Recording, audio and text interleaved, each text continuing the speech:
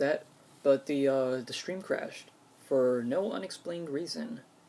I just assumed that it's probably my iPad just glitching out randomly for no reason.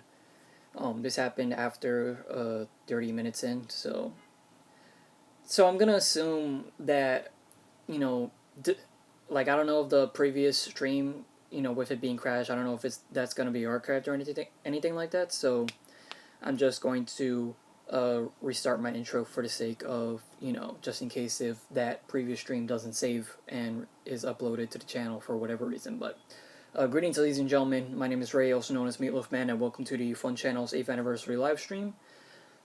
Chances are there's nobody watching right now, so if you're seeing this part of it, you're likely watching the archive version on YouTube.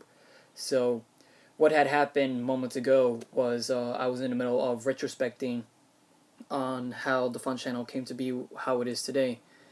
And for whatever reason, I think 30 or 40 minutes into the stream crashed on my iPad device for no unexplained reason.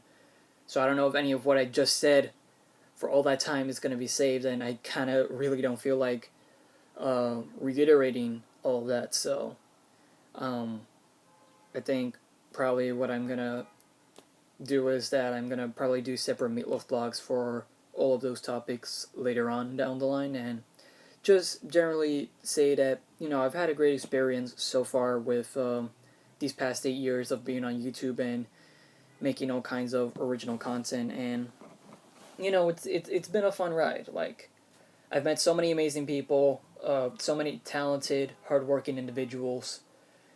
I've learned a lot. I've made so many mistakes, and I've grown past them. I've made so many friends, and a lot of them I couldn't be where I'm at right now without them. I owe so much to them, especially to my bro Lawrence. Love that dude so much. He does a lot. He works hard, and you know, if he were here right now, I'd rather be doing this stream with him than just on my own, which is kind of sad, honestly. But hey, what can you do? But hey, he's gonna be back in the summer. We're gonna be doing stuff together, so there's that at least. So yeah, not sure what I'm gonna be doing right now, cause of the stream crash. I'm kind of totally not in the mood for reiterating everything that I just said, especially since I don't know if all of that stuff is going to be broadcasted, uploaded to the channel, and you guys are going to be able to see that. So, I don't know if anyone's going to be tuning in, but right now I'm going to be doing some sharing on social media again, so ignore the mindy awkward silence.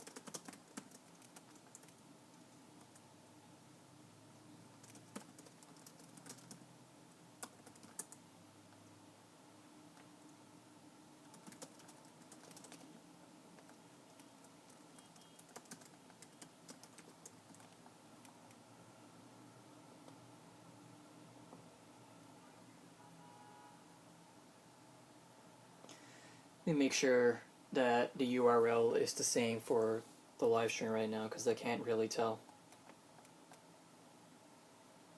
I don't think it is now, so I'm gonna have to reshare this, sadly.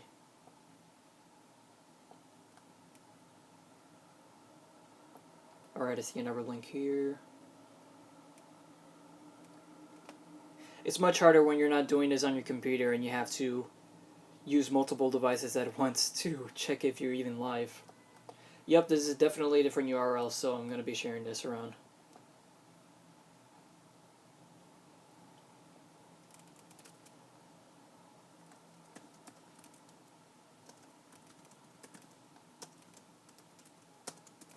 Put on some music.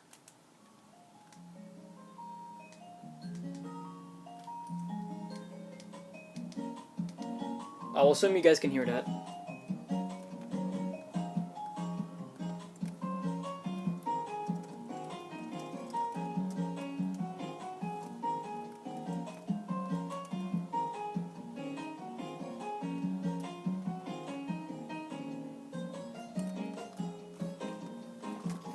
Bring this over here.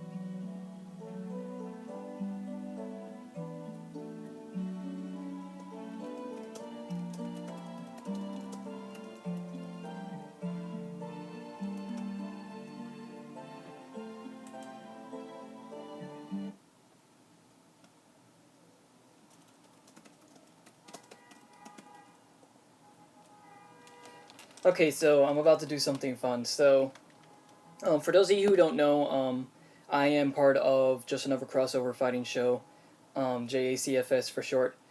And my friend Thanks a Lot just made a brand new trailer for an upcoming battle that I can't announce yet. This is a battle that's going to be way down the line, and unfortunately, because of obviously the audio is probably going to give away who the combatants are, so I can't reveal anything. So what I'm gonna do is that I'm gonna do a live reaction to the trailer he just made for that battle. I'll eventually let you guys know what this is down the line, but what I'm gonna do is that I'm gonna mute my audio and I'm gonna do a live reaction to this. So here we go. So I'm gonna watch this.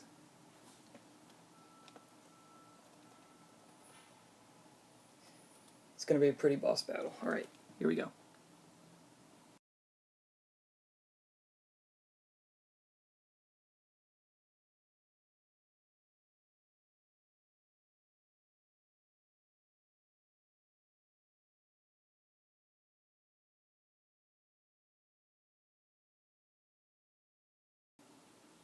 Gonna unmute myself just to make sure that on my end that it's muted. Just give me a moment.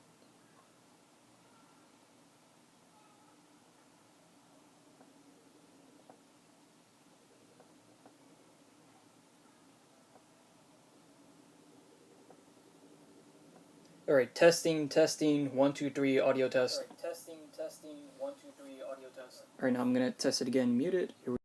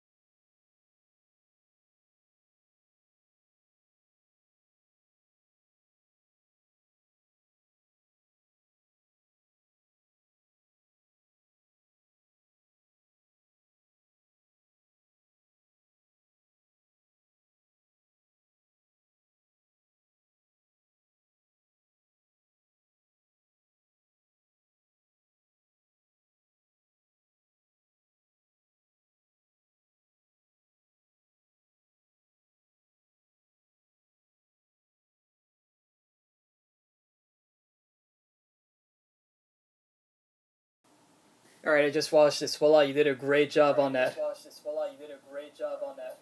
I didn't realize that I still had this, but yeah, that was good. You know what I probably should have did? I should have opened up my tablet right here and just recorded myself so I can just show it later on. But um, yeah, so for those who are just coming in, I see Tiki in there. What's up, dude? um, I just reacted to a future. Oh, so you know already.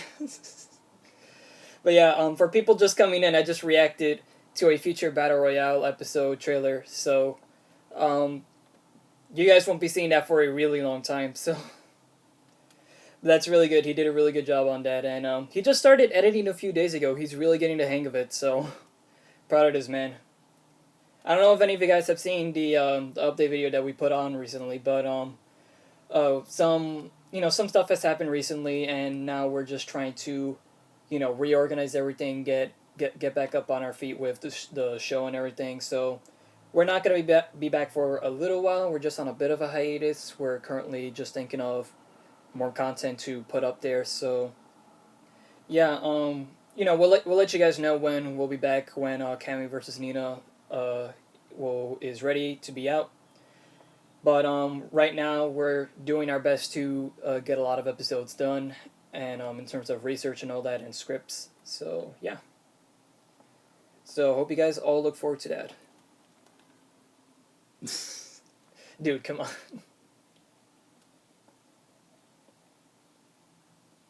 Alrighty, so finally got some people in here. So my friend Vocal is asking if I'm streaming. Yes, I'm streaming.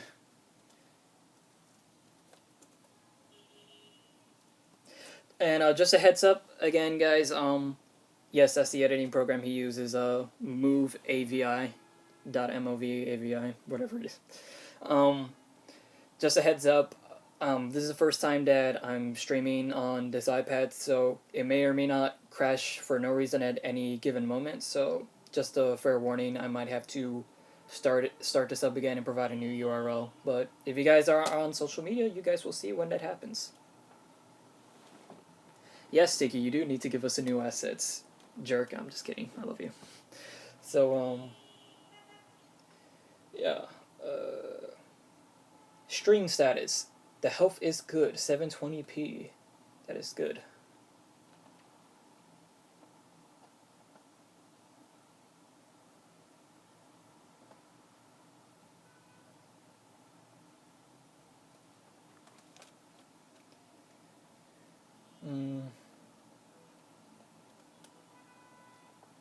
Vocal will be here in 20 already.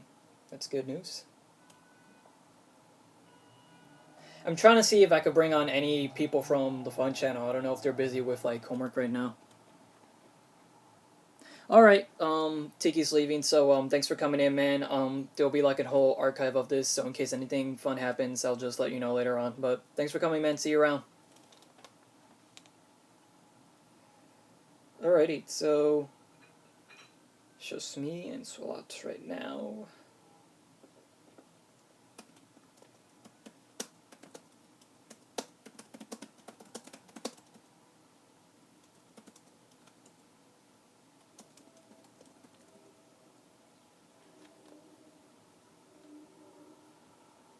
Sure, man. Sure. Nothing fun happens at JECFS, just hard work and determination. I'm pretty sure behind the scenes there's a whole lot more to it than that stuff that we may or may not even ever explain to our audience. No, but on a real note, we do a lot of hard work behind the scenes, so yeah.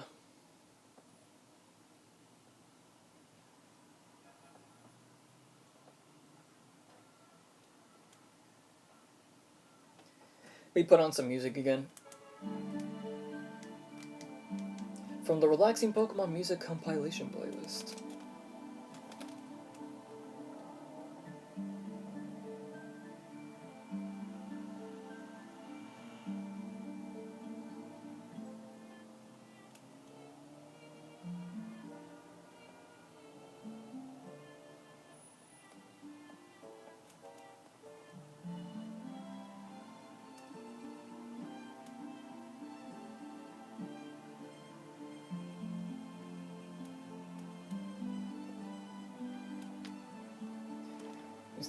The song is Memories Returned.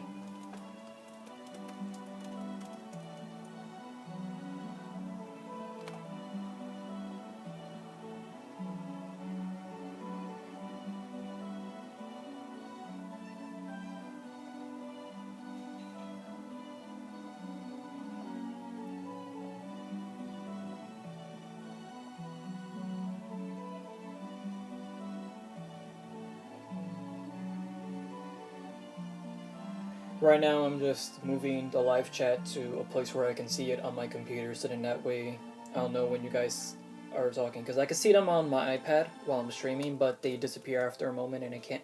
I don't know if there's a way I can bring up another chat box window while I'm doing this, so.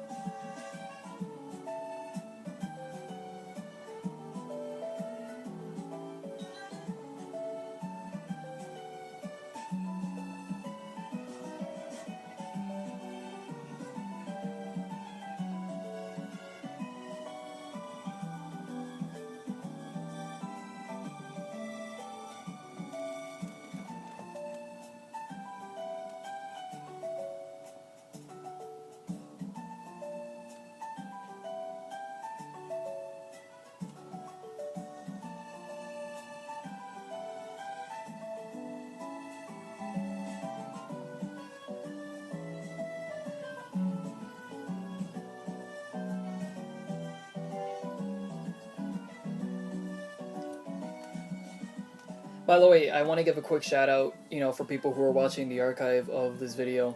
The artwork that's done in the thumbnail of the Meatloaf Man character is done by Tony Fleeks, who works on the MLP comics, and I got that commission from him back during New York Comic Con of last year, and he's a really chill, down-to-earth dude, so special thanks to him for doing this. I doubt he's ever gonna watch this, be very freaking surprised, but still wanted to just get that out there because I know there's probably gonna be people wondering, oh, did you draw that? No, but I do own the character, though.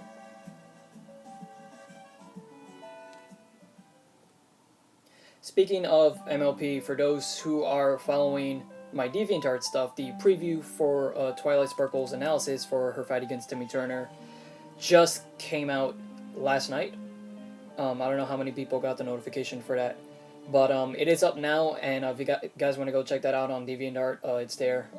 Be sure to check out Timmy's 2, which came out last week. I made sure to get Twilight's out yesterday so that I can just focus on the stream today. But it's there. People have already commented on it, so yeah. Getting some wagers in, even though it's not the full analysis yet.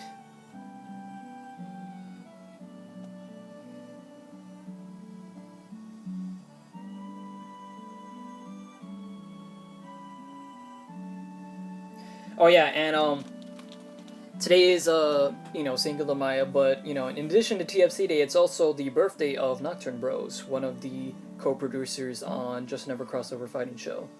And he's a really cool dude, really down-to-earth guy. He does a lot for the show, and wanted to give a special happy birthday shout out to him, even though he's probably asleep right now for all I know. But for if he wants to watch later on, then there you go. But happy birthday, man! Thanks for everything. Thanks for sticking by us through all of the insane crap that's flung at us every month. But he's there for us.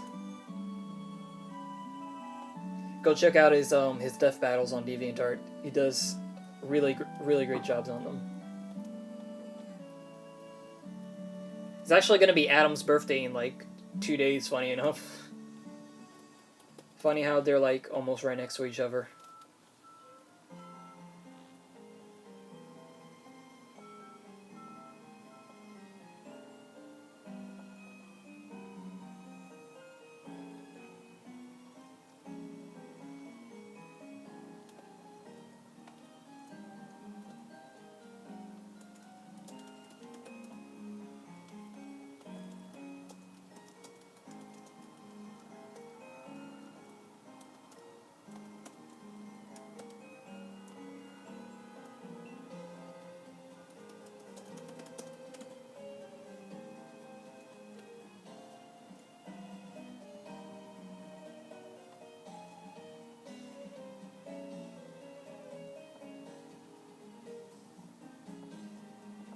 just sent out another tweet to let people know that we're streaming right now. Hopefully we can get some more folks in.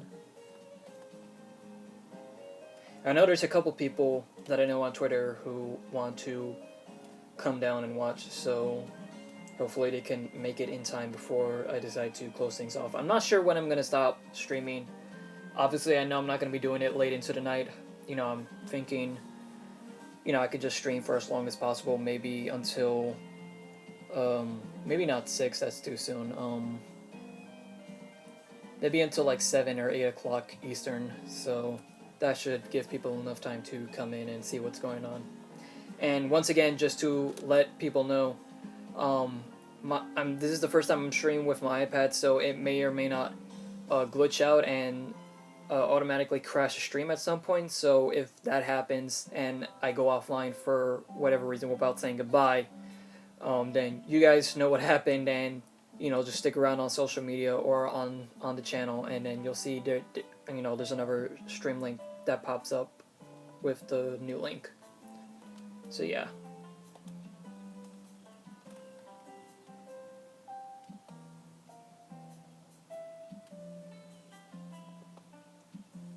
I haven't played Gen 4 in a long time.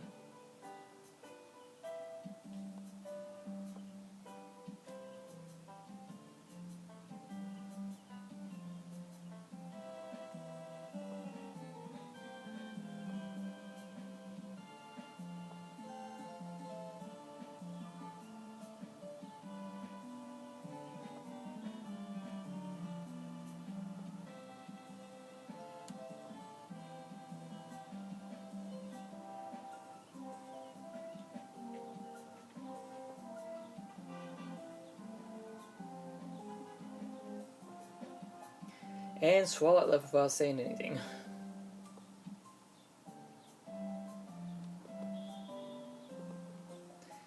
Thanks for coming. You could have at least said you were leaving.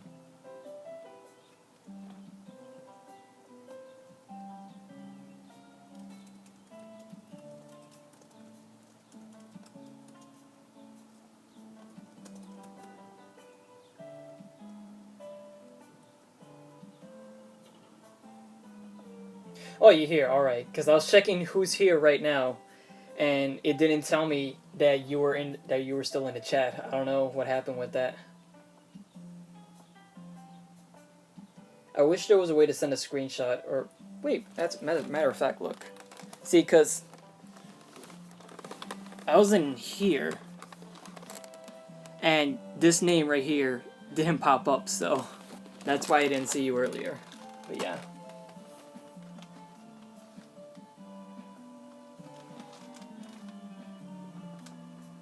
I was getting ready to call you out on Discord.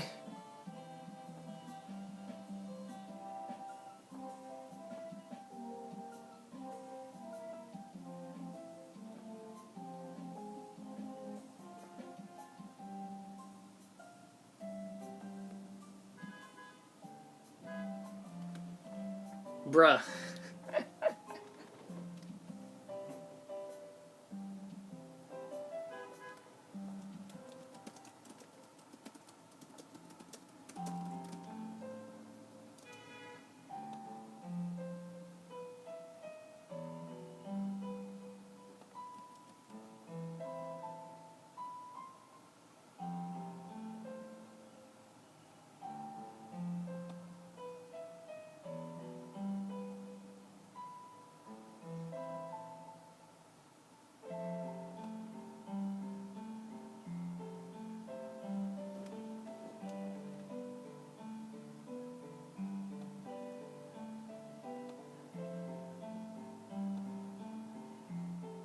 But yeah, sorry about that. Just YouTube being YouTube as always.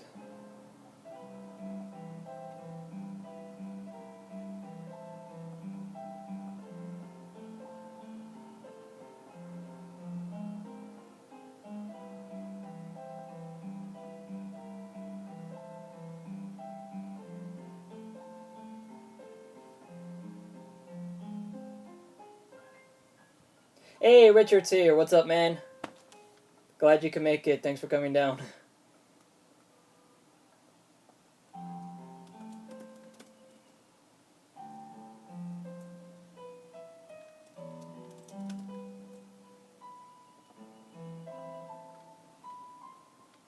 Thanks, man. How you doing? Everyone, Richard Core Kenobi from the Nerdbender podcast is here in the live stream right now.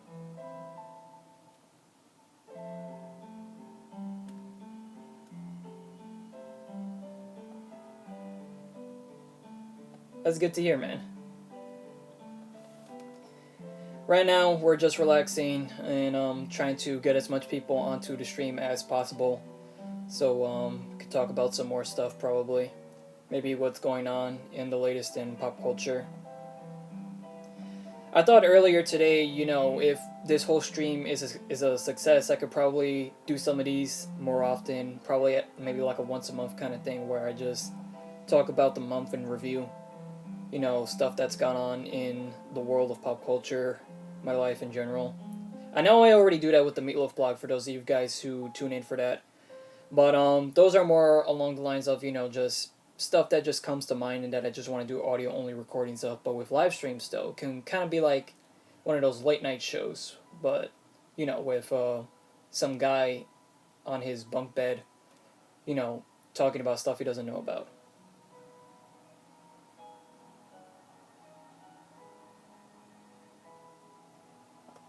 I love this song. I am turning this up. Serena's theme.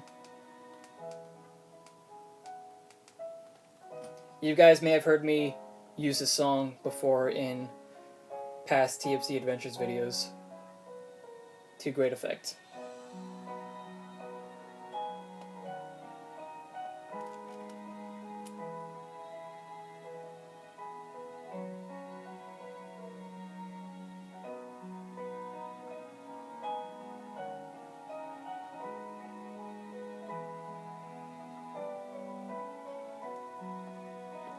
Hey man, I agree. I don't know if the live stream will archive anything that's said in the chat, but Richard told me that even if people don't show up, it's good that you're doing these, and I fully agree.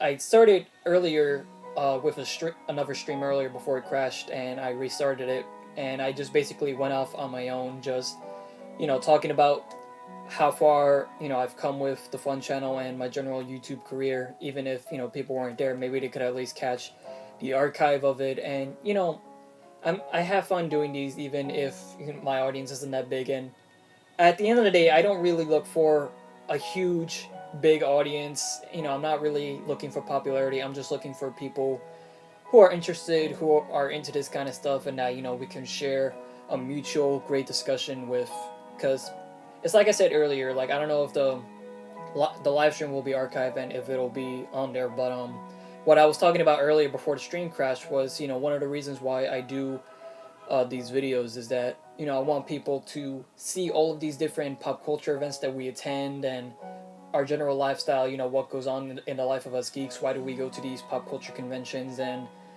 see what really goes on inside, because, you're always going to have a lot of people that will, make fun of us or not portray us correctly, and it's good that, that there's people like us and many other people who, oh hey, Al's here. How you doing, Al? Al Wick, I'm so sorry I can't pronounce that, but, ladies and gentlemen, Albert is here. He is the current voice of Rick Rocker from Just Another Crossover Fighting Show. Thanks for joining us, man. Great to see you. He's also the guy that wrote Filthy Frank versus Drew Pickles on DeviantArt, which is one of the funniest things I've ever read. Pretty gruesome, but, Waco Wonkovitz. Like Wonka. Alright, so thanks for the pronunciation. But yeah, I was saying earlier, that's kind of why I do... You're welcome, man. And that's kind of why I do the F.U.N channel, because I want people to be able to see what goes on. People who can't make it out to these events, who can't necessarily pay up or travel that far, they want to see what goes on. So, let me lower this a bit. Never good song, Snowbell City. But, I'm glad I've been able to do it for, like, as long as 8 whole years. Like, I always wondered, what do I want to do with my YouTube channel? And even then, I still don't know how long I'm going to be doing this and how long I'm going to be able to keep up stuff like this. But I hope to be able to bring stuff like this out to you guys for as long as possible, because I enjoy doing these documentary, like, videos, and I enjoy doing the Meatloaf blog every so often when I'm able to, and talk about just whatever and chill out with you guys and show you guys us chilling out with other people, meeting all of these great talented individuals from all these different YouTube channels, from these companies like Funimation and everything, going out to these conventions and befriending the people who head them and everything. The song Swalot is Snowbell City. I'm gonna type that in the chat.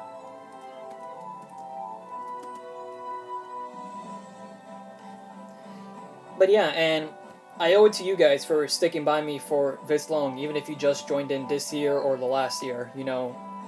Because of you guys always coming to watch our content, it makes me feel like I have a reason to keep doing this, and that there's still people coming to watch and all that and experience the magic from their computer screens. So by all means, thanks guys. I really appreciate it and hope to put out a lot more often. Thanks, Rich. But yeah, so Snowpoint City. How many of you guys played Gen 4? Diamond and Pearl Platinum?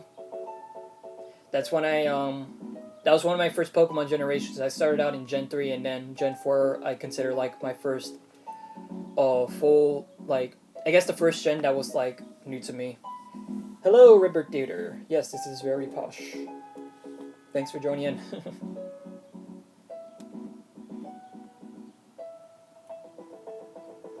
Have you guys ever seen that Easter egg in Snowpoint City where the crystal dust falls in? And I think that's like a reference to... Likewise, man. I have so many memories with Generation 3. Man, eventually, you know what, actually, I think we did a Pokemon retrospective a while back for an episode of the Meatloaf blog, so if you guys want to go check that out, me, Eric, Lawrence, and Isaac, we had a really great 2-hour conversation about that. And I'm not sure if I brought it up there, but Pokemon Emerald was my, I guess, my first true Pokemon game. I have so many memories of playing that. I went through that whole game without like a walkthrough, any sort of like guide at the time. It was like very scarce to find. Yes, even Swalot. Well, Swalot did come, I think, in Gen 3, so. But yeah, I think the hardest gym leader I remember having a hard time with was I forget her name. She's the let me look up the gyms.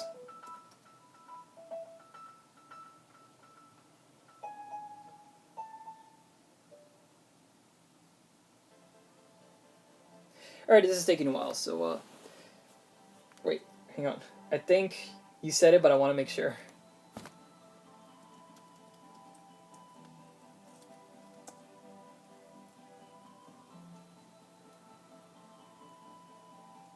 Hey man, I'm not gonna judge you if your first game was Pokemon Snap. Every Pokemon game is someone's first. The reason I was able, like, as far as I can remember, my first Pokemon memory was the Pokemon VHS tapes with the Pokemon stopped me from learning how to ride a bike. So every time you get on a bike, do you just hear an old man's voice telling you to not ride it indoors or something? But no, my first Pokemon memory, at least the earliest I can remember, was the Pokemon VHS tapes. I think we rented them from Blockbuster, or we owned them, I don't remember. But they were it was the second episode of the anime with Pokemon Emergency, I think it was, where Team Rocket came in, and that was the earliest I remember of Pokemon. But I was unable to experience the earlier generations with Generation 1 and 2 back then. I knew about the movie and all that. Mewtwo Strikes Back, I was able to watch that, and so that was good. Like, I fell off a bike and scrapped my knee, and then I said, screw this and play Pokemon. Alright. So wait, you never got back on a bike ever again, though? Hey, Vocal. Our friend Vocal's here. Say hi to Vocal, everyone. I'm sorry to hear that, Al. Also, to get back to what I was saying earlier, yes, Winona is the gym leader I had the most trouble with, because what happened was that, her Skarmory, Jesus Christ, it was one of the One of the worst contenders I have ever had to deal with in the game. Yes, I chose Trico, and I have no regrets because I like Sceptile. I did try later again, but my balance is on it is kind of crap. I think I'll just skip to draft. Hey man, whatever works for you. I could still ride a bike today. I never used to do it as often as a kid, at least without training wheels, and then eventually I just got the hang of it on my mountain bike that I have right now. I gotta get back into biking. I haven't done it in a while. Now that summer's coming around, it will be a perfect opportunity, because I know a couple places I can do that, But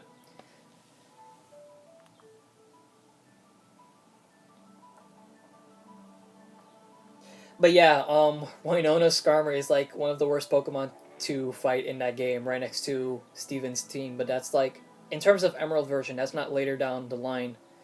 But if we're talking like Ruby and Sapphire, he is the champion over there. So I know how to ride my legs. That's about it.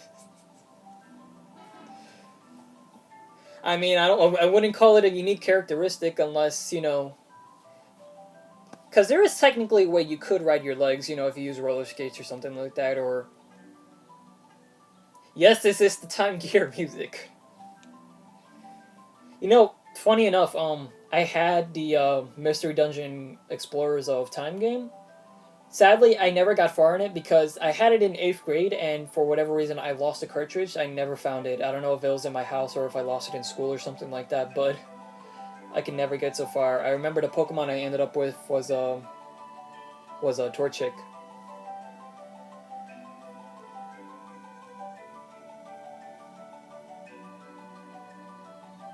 Love Steven Universe. I saw the Steven Bomb 6, so it was amazing. The last episode is the best. I heard about the recent Steven Universe episodes. Sadly, I haven't. While I was just enjoying the music. I've heard about the recent Steven Bombs and what happens in them. Nah, it's cool, man. You can enjoy it as much as like. That's why I have the music on. So, but I heard about the recent Steven Bombs and I haven't seen Steven Universe in a really long time, being honest. I've always planned to get back into the series as soon as possible, probably through certain memes that I won't go into explaining officially, but let's just say that I will get back into the series pretty soon. For a variety of reasons I can't really talk about just yet, so I'll just say that much. But yeah, I recently got re-interested in the series because Richard, as a matter of fact, had me do a trailer for Cartoon Fight Club recently for the Steven versus Star episode, and I enjoyed making that trailer. And some of the footage that I used, you can watch the Steven Bomb on Cartoon Network's website. Thanks for letting me know, man. Definitely for people who want to go check out the recent Steven Universe episodes, go support the official release on Cartoon Network's website. Let them know that that's the show that we want to see and not a certain other one. But yeah, what was I talking about? I was using Steven Universe footage in that trailer I was making for the CFC episode, and that song, the full version of the theme song, I just love it so much. Like I just can't stop listening to it, and every time I go do an errand, I usually just have that song playing on SoundCloud and all the different beautiful covers that people have done of it on YouTube. There's even versions of it on YouTube where they have the voice actors for Steven Universe come in and do the song with real instrumentals, and it's a great watch. I don't know if I can link it in here, but you guys can find it on one of Cartoon Network's channels. It's the Steven Universe San Diego Comic-Con theme song. But yeah. Twin Leaf Town! This brings back so many memories.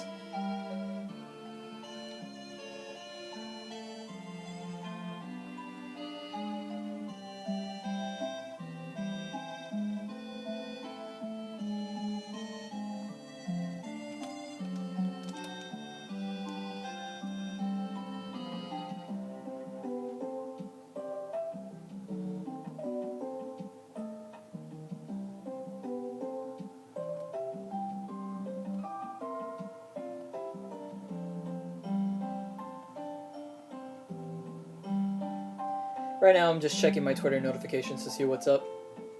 Don't mind the awkward silence, just enjoy the music. Hey, Isaac shared the stream. Thanks, Isaac. Just got out of work. I'll let you know when I get home.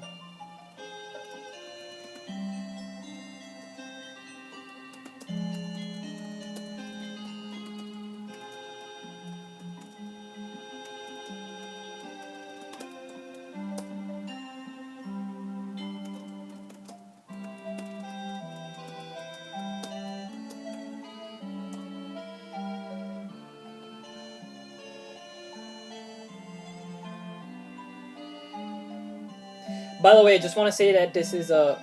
Oh shoot, Tiki shared the stream. Thanks, man.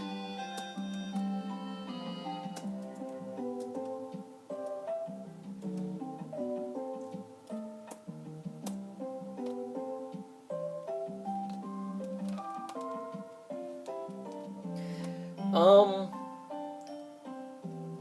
So I should mention that this is also basically a Q&A stream. So if you guys want to ask me anything and hopefully I have an answer to it, by all means go ahead and ask something. So there's not a total awkward silence of me not knowing what to talk about. So go ahead. If you guys don't have anything to ask, then I'm not forcing you.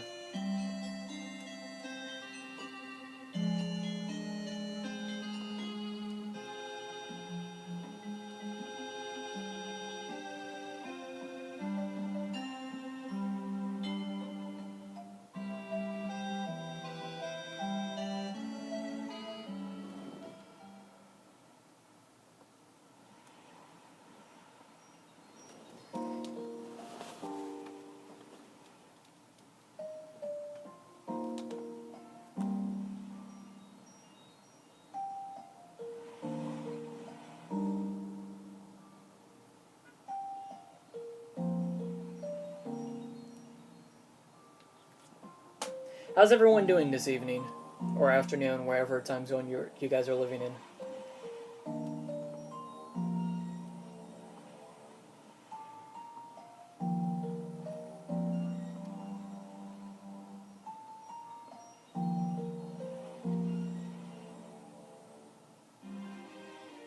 Richard says afternoon is good. That's good to hear, man.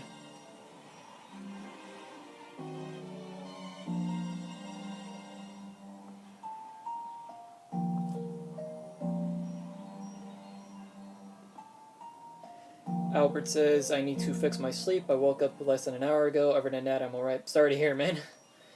Yeah, that's honestly a personal problem that I want to fix myself. Usually I find myself getting up at noon and I kind of want to change that. Like I had my alarm clock set to 10 a.m., but truth be told, I go to bed late and I really shouldn't be doing that and I should really be getting up more early if I want to experience more of the day. Because if you wake up, very later on in the day, at least for me, I feel kind of depressed because that means I don't have that many hours until I have to go back to sleep again.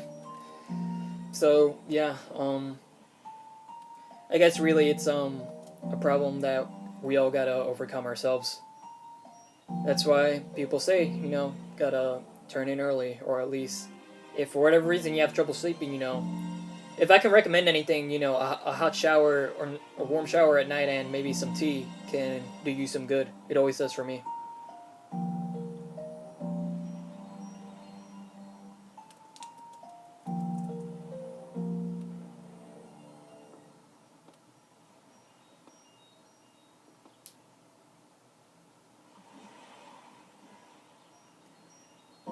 But yeah, if any of you guys are new to the channel, first of all, thank you so much for tuning in, and definitely, I hope you guys stick around more often and enjoy what you see. Definitely go check out all the content that we have to offer that we provided over 8 years. Today's the day that we celebrate when all of that began, and I thank you guys so much for being here right now. We have the Fun Channel Adventures, as I said earlier. It is a series where me and my brother Lawrence, not my actual brother, but my brotherly best friend, we go to many places in our everyday lives, whether it be pop culture conventions or just other kinds of places like hangouts and all that, and we just document them just to show people what we do, what goes on, what is there to experience in all of these different events. What do we think of them? And it's great. We do it in a documentary type style. They're usually like an hour to 2 hours long, sometimes less than that. So if you guys want to go check that out, definitely go check out the archives. We got some new ones that are coming later down the line, and we also have the Meatloaf blog, which is my personal audio-only blog series where I just talk about a random pop culture topic. We do have a couple topics that we have planned soon. Like, for example, me and my friend Eric and Isaac, we recently went out to go see the movie Your Name, which is an anime movie from Japan. I think it was based off a novel. And it was a really great movie. I recommend go checking it out. We might do a Meatloaf blog for it, but also I think on the next Inkling Brothers podcast, which is over on the Team Triforce channel, you guys should also check that out. You guys can find a link to it in the channel box on my main YouTube channel page. We do the England Brothers podcast every 1 or 2 weeks when we're able to and not busy with homework or exams. And the next episode, we're going to have Isaac on, hopefully, and we're going to be talking some spoiler-free stuff that we liked about Your Name. And hopefully we can do a full Meatloaf blog episode about that film. But I don't know if it's still in theaters right now. Let me check, actually. Because if it is, you guys really need to check this out. If it's not in theaters, I highly endorse checking out the Blu-ray, or if it somehow gets onto Netflix, check that out. Please support the official release and let people know that we need more anime movies like this coming out in theaters. Because Vocal, don't say that about yourself.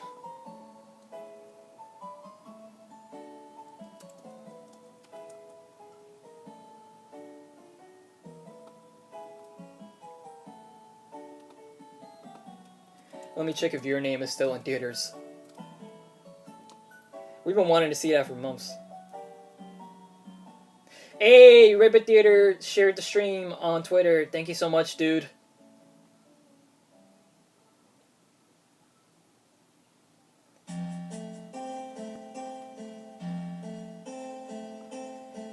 You, sir, have earned yourself a follower.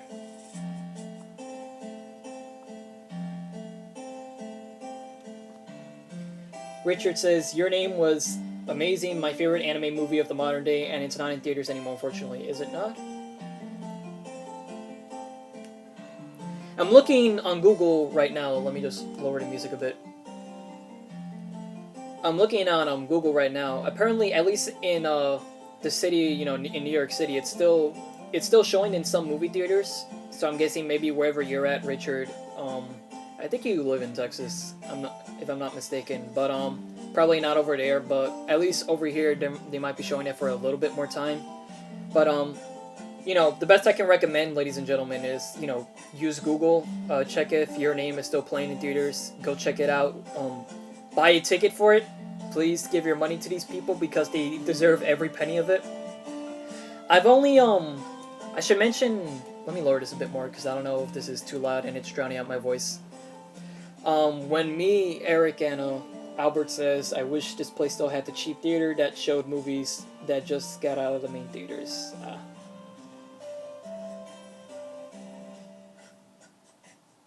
Oh well. But I should mention that when me, Eric, and Isaac, we went to go see the movie, we saw the sub version of it. We honestly, when it comes to us and like subbed anime and dubbed, we really don't give a crap about it because, well, first of all, we're friends with people who do the dubs of shows and animes. Like we know some people from Funimation, like Tyler Walker and Heather Walker. I actually got their autographs right here from 2 years ago at Liberty City Anime Con on this Fairy Tail poster. Tyler Walker is the director for the Fairy Tail dub, and he and Heather, they do an amazing job with the anime. They're in the dub. They're really good. If you guys haven't checked out the dub of Fairy Tail, it's definitely worth your time if you're like into it for whatever reason. But yeah, they're really good people. And moving on to what I was saying, the dub and sub, it doesn't really matter with us, like in terms of anime, as long as the dub, like if they care for it, if it's not like bastardized like 4Kids used to have to do because of FCC regulations back in the day, then we're all good with it. But we went to go see the subbed version of it because the dub version was going to be shown at like 10 p.m. and we were coming in at like 4 p.m. and we're not going to be up that late to watch that because we need to be home around such late times. And so we went to go see the subbed version of it, and the Japanese actors did a really good performance of it. It's a really beautiful movie. I can't spoil too much of it. For those of you who don't know what Your Name is about, Your Name is basically an anime movie about these two teenagers who, one is a boy, one is a girl, and they mysteriously switch bodies. And there's no explained reason for it at first, like it just happens, and more of the mystery starts to unravel throughout the film, and the more you watch it, the more twists and turns there'll be, but it's a really beautiful, lovely movie. It'll bring, my friends have told me before going to see the movie to bring tissues. I can see why, because there's a lot of sad moments in it, but you guys will love it if you go check it out. Like, I highly recommend it. Richard says, I saw the dub in theaters and it lived up to sub, so I like both sub and dubs of Your Name, and it's an example of how to do the sub right. Definitely. Because me and Eric and Isaac, when we left the theater after seeing the sub version of it, we were wondering, wow, I wonder how, like, the dub is like, because Your Name is one of those movies where we wouldn't mind going to rewatch it, and we really would like to see what the dub is like, so maybe when that comes out on Blu-ray, we can check that out again. This something that we haven't really talked about on Team Triforce is that we want to start doing some movie commentaries with, I don't know how many of you guys watch Brain Scratch commentaries, but something that they do every so often for a number of years now is that they get together and they watch movies on DVD, and they provide their audience with a commentary track that people can download in the description. And we want to do something similar to that, where we get together, probably on like Rabbit or something, or on Discord, and we just watch a movie together. We record a commentary track of what's going on, and then we can make that like a free download. So you guys who have the official film, for you guys who have the official film on a DVD or whatever have you, or on Netflix, good luck syncing it up with internet connections and all that, but you guys can just play the MP3 track of our commentary along with that. So the first movie that we want to do with that is Shrek, so hopefully we can get the ball rolling on that soon as summer approaches. But yeah. Maybe Your Name can also be one of those movies where you can just watch it with either the sub or dub. Another anime movie we actually went to go out and see recently was Yu-Gi-Oh! Dark Side of Dimensions. And for those of you who have been out of the loop, that Dark Side of Dimensions is a movie to celebrate the 20th anniversary of the Yu-Gi-Oh! Anime and manga. And it supposedly goes off of the continuity of the manga, but really when you go and watch it, you can pretty much place it at the end of the anime as well. It works with either or.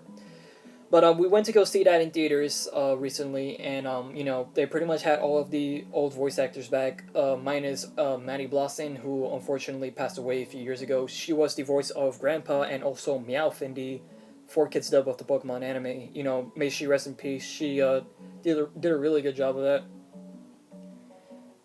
Ribbit Theater says you're gonna watch my favorite anime, Shrek. Nice. Being serious, my real favorite anime is Her Academia. Her Academia or My Hero Academia. I don't know which one is that, but I hear a lot of good things about that latter one. It's something that I plan to check out at some point.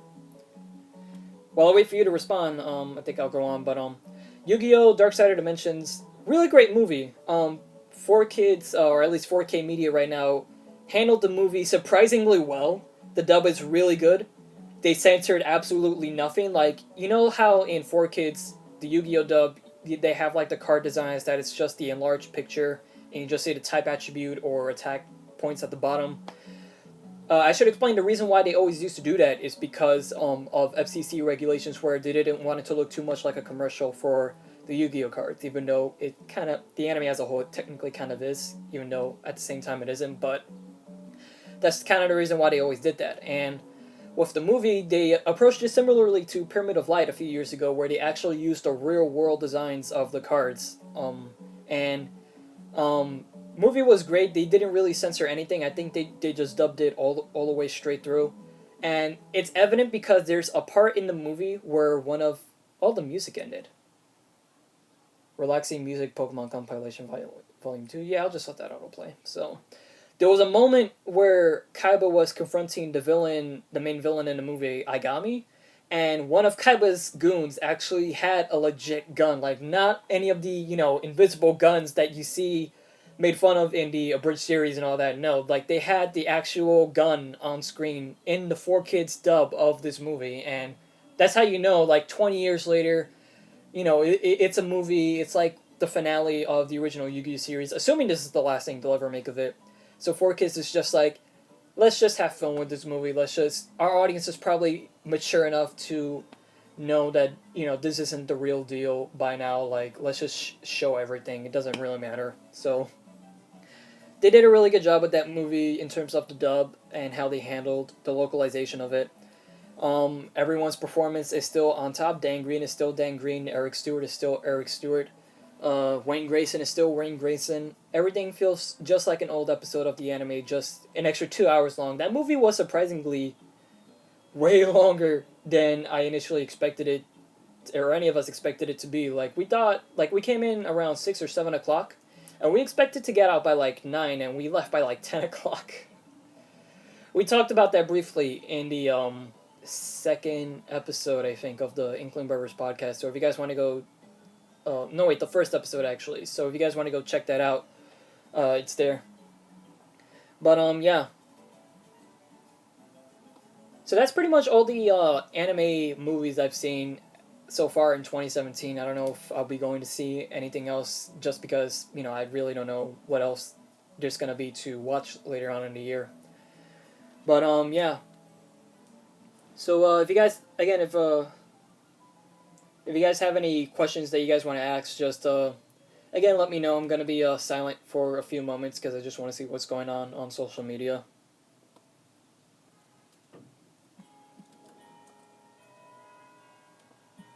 You guys enjoying the stream?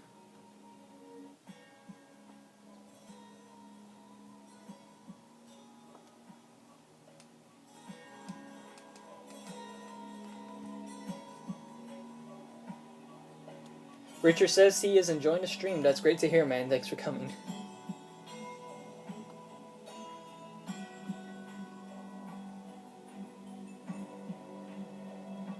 Albert's enjoying it. Thanks, man. River Theater is enjoying the stream a lot. Thank you so much, dude. Richard says you're welcome.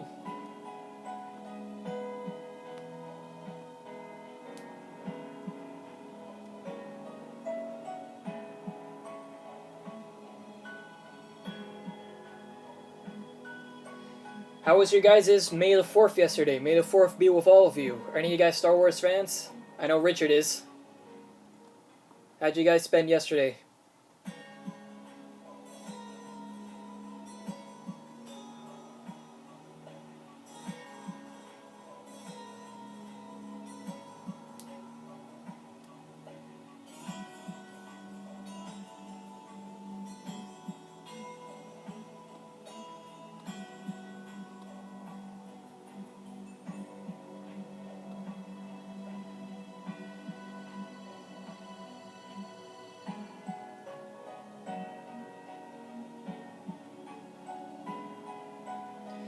I spent yesterday watching Star Trek.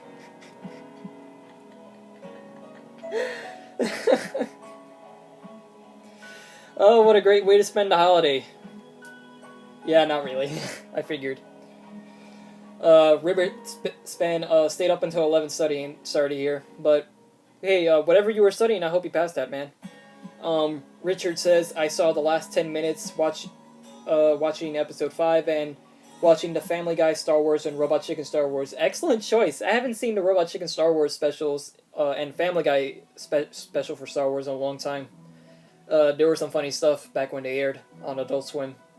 Definitely got to check that out again sometime, because those are some classics. That was like back before Disney bought Star Wars, so people could be more loose with like parodies of them.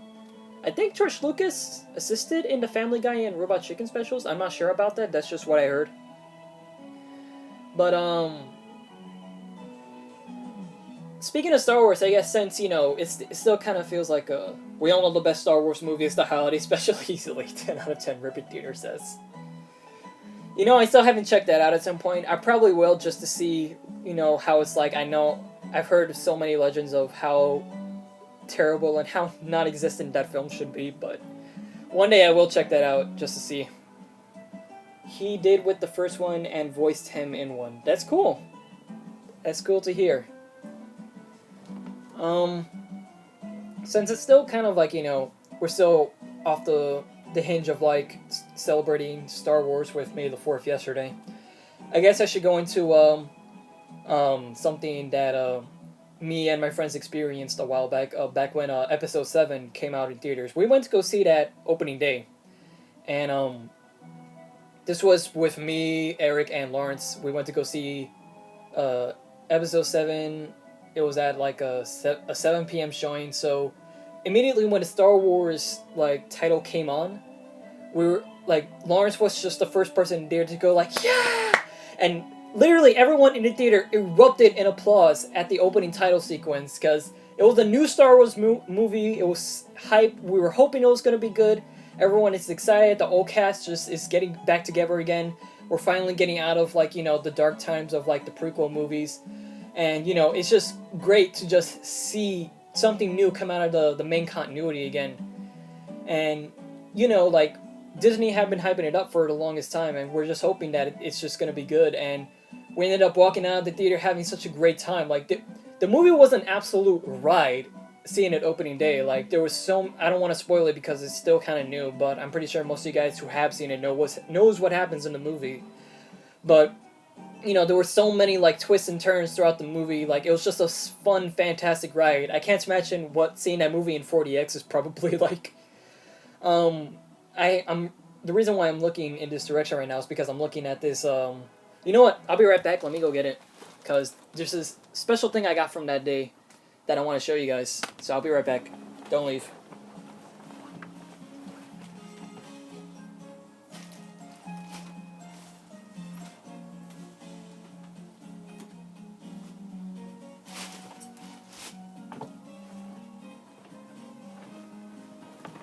All right, I'm back. So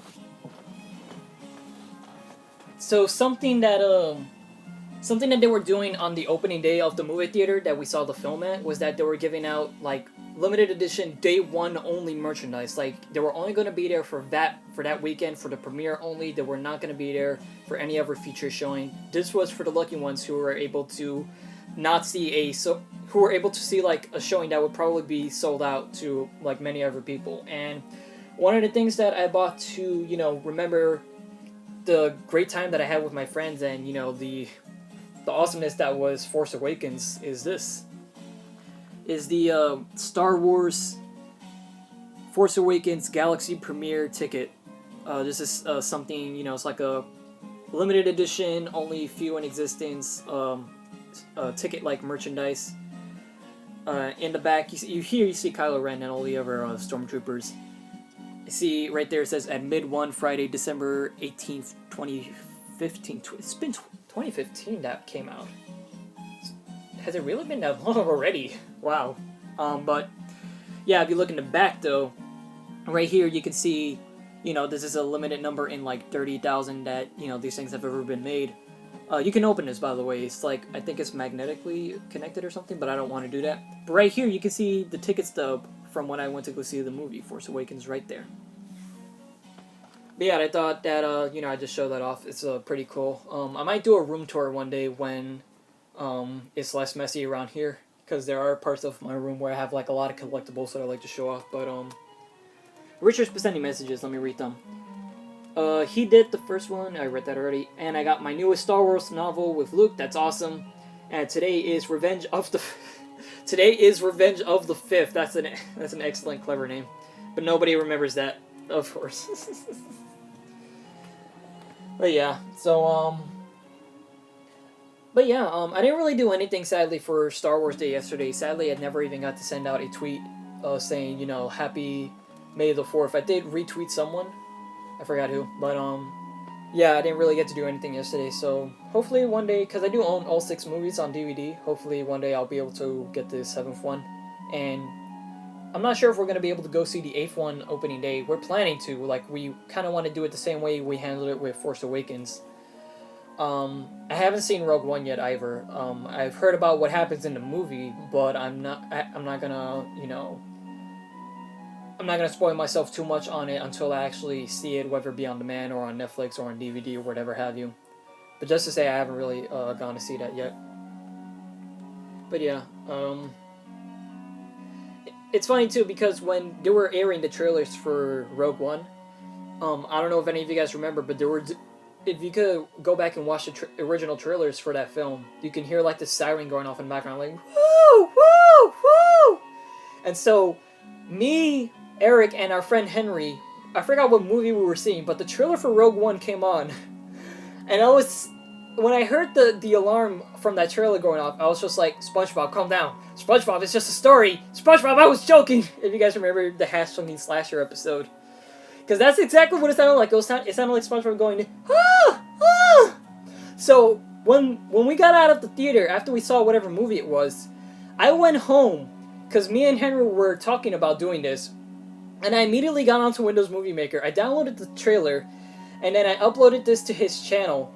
If you want to go check it out, it's on Kid Runner H. That's his YouTube channel, and I edited in the SpongeBob like in the Rogue One trailer, and we were just dying for the rest of the night because that's literally all we thought about. But yeah, I just thought I'd share that funny story with you guys if you guys want to go see that. The Cash Singing Basher. Richard says, I saw and heard Carrie Fisher, and it's still too soon, and I will be emotional when I see Princess Leia for the last time. Definitely, man, may Carrie Fisher rest in peace. It's really sad, as well as her mother, who, people are saying that she passed away from a broken heart. It's still really sad news, and for those who somehow don't care and just want to see Star Wars, first of all, go fuck yourselves. Secondly, like, Carrie Fisher, she's one of the most memorable parts of that movie, and it's so weird how she just left just like that, like so soon. Like, I already miss her. I'm already wondering what they're gonna be doing for not Force Awakens. She was already in, for the future Star Wars movies that she was supposed to be in, because apparently she was signed on for episodes 8 and 9. And I've also heard that they're not going to digitally generate her, so I'm not sure what they're going to be doing, if there's going to be like a rewrite of certain scenes or anything. But I'm interested in seeing how they're going to be handling that, but it is going to be sad seeing her on screen for the last time, because I know there's probably scenes filmed with her still in the role. But hey, sadly, as much as I hate to say it, that's life. We need to move on and, not remember the fact that they're gone, but just remember the good times that we've had, seeing these people on screen, like all the good times with Carrie Fisher, all of the many great roles that she's been in. The same holds true with many other actresses and actors and other inspirational role models that pass away, We don't want to acknowledge the fact that they're gone, but the fact that they left an impact on this planet and in the lives of so many people. Because you guys know that, Lauren Faust, Craig McCracken, and some other people, those guys are my heroes, and, those guys leave a huge impact on me, and, if, God forbid if they, it's gonna happen someday, but if they ever, pass away, I'm gonna be sad about it, but I'm gonna remember them for the impact that they left in my life and just grow from it, so,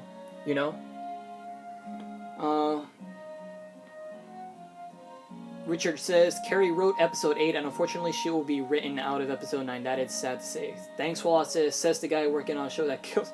Oh my god. Dude, I don't know if that was the right thing to say, but... Says the guy working on a show that kills characters, but yeah, it's sad.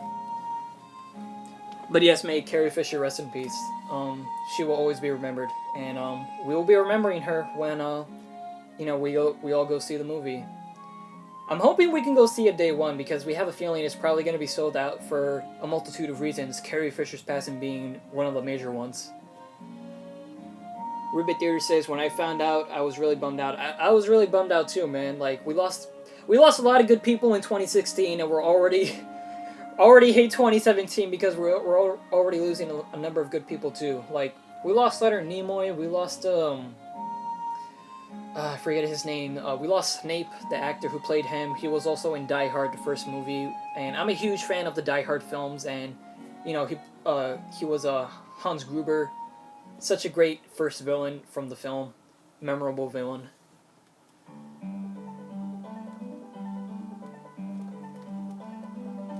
I don't know why I'm doing it, but I'm just gonna look up people that we lost in 2017, just for the record of it, people who passed in 2016. We lost Pat Harrington. We lost James Noble, William Shallard, David Bowie. We lost. Alan Rickman was his name. Hugh O'Brien, Alan Young, Doris Roberts. We lost a lot of people. Prince also passed away. But yeah, may everyone rest in peace. Probably gonna exit out of this because not really the point of this stream is to acknowledge. Well, we do want to acknowledge them, but just that's not the point of the stream.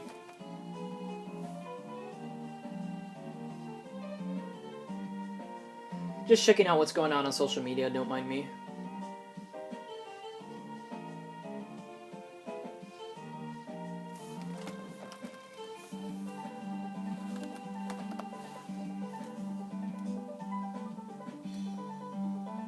By the way, I won't be able to do it on this stream, but I do have a 3DS, so if anyone has Smash Brothers or I wanted to say the main series Pokemon games, but my team isn't really fighting fit yet, so I'll let you guys know when I can get around to doing announcing, hey, I'm available for battles if anyone wants to do that. But if anyone has Smash Brothers, I won't be doing it this stream, but if I do another one of these streams in the future, I might broadcast me playing 3DS, and then you guys can just join in. If any of you guys want my friend code, definitely let me know. I don't have a Switch yet. I'm gonna be waiting until I get a job and when the money is right so I can get my hands on one. I played, my friend Isaac has one. My friend Isaac Clips, if you want to go check him out on YouTube. Me and Eric, we played the Switch, his Switch the other day, which he brought with him to a hangout that we went to. And we played some Puyo Puyo Tetris, and that is a really, really fun game. I highly recommend playing it. Maybe waiting for a price drop, or at least downloading the demo since, that's free. But it's a really fun game. I recommend playing it, especially with other people. When you got 2 Joy-Cons and you're just playing it together, especially in the Puyo Puyo Tetris mode, where you switch between the different modes, where one mode is Tetris, then 15 seconds later switches to Puyo Puyo. It's a really fun puzzle game. It really gets your mind thinking in the moment. So definitely, if you have a Switch or if you plan on getting one, definitely make that one of the games that you get. It's really fun.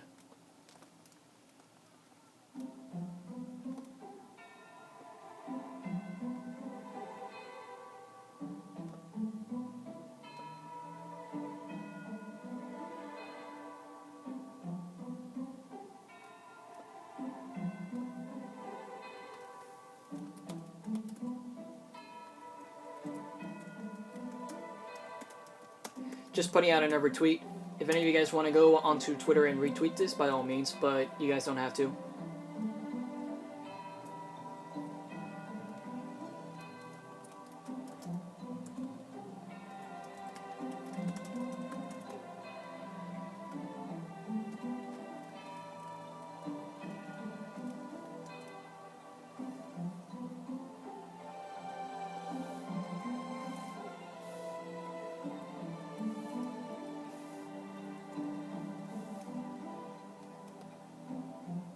And tweet is up.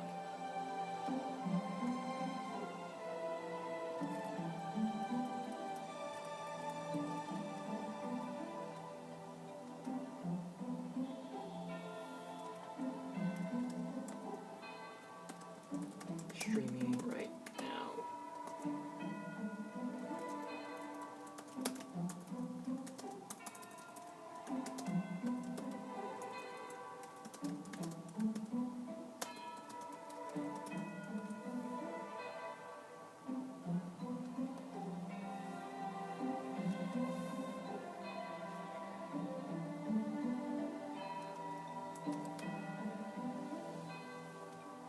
In case you guys are wondering how long I'm going to be live streaming, I think I'm probably going to wrap this up around maybe either 7, 7:30, or 8 o'clock. The initial plan was for me to do this for as long as possible, because, I didn't really have a secure plan going in. I just thought this would be a chill kind of hangout stream that, I can talk to you guys directly and just have some fun on this 8th anniversary of the F.U.N channel. Be with you guys, talk to the community, and hope that people actually show up, which, some people did, and I'm really glad that you guys did. Thank you so much for coming and for sharing the stream. Really appreciative. But yeah, I might be streaming until 7:30, or 8 o'clock Eastern Standard Time. So yeah. But yeah, again, this is also a Q&A stream, so in case you guys have any questions, but at all, you guys don't have to ask any. But in case you guys do, you know, go ahead and ask away, and I might be able to answer them. My friend Rodash, who's in a Discord server, says, "Dude, I'm jealous of all those fucking posters on your wall. Dig the Mario shirt, by the way." Well, it is kind of a Mario shirt, but at the same time, it's also not. This is actually a 1 Minute Melee t-shirt. I'm pretty sure most of you guys are familiar with what 1 Minute Melee is. For those who don't, who are watching this on the archive, 1 Minute Melee is a sprite animated show by the guys at Hypergauge, which is hosted on F.U.N's Dojo. It used to be hosted on Screw Attack, but it moved over onto F.U.N's Dojo. And the point of the show is where, you know, a bunch of characters who are represented in, like, you know, 2D sprites that you see in fighting games or Mario RPG or whatever have you, in many different video games, they all come together and they just fight each other in a non-research battle, similar to Death Battle, but, you know, not research. And it's a fun show. The season finale, I think, might be out this weekend. I don't know. The show creator Molly said that he had some trouble with the animation for the last episode. Forgot who's fighting in it. I know who they are, but I forgot their names. But definitely go check them out and support them. They do a lot of good stuff. We at a JACFS, Just Another Crossed Over Fighting Show, are acquaintance with some of the people over there, and they're really good people. So definitely go check them out. Support their Patreon if you're able to. Rupert Theater says, "I am hyped for..." Yes, that is it. Deku vs. Gone. I'm really hyped for that too. A lot of people are. Sadly, it was supposed to come out last week, the same weekend as the DBX for Doomsday versus Broly, which was animated by Zack Attack, another great former Hypergauge animator, who is one of my favorite Death Battle / 1 Minute Melee animators. He did a really good job with that episode, so go check that out. But yeah, Deku vs. Gone was supposed to come out last week, but there's been issues, so it's been delayed an extra week. I don't know if it's going to come out on Saturday. I haven't checked the Discord server for it.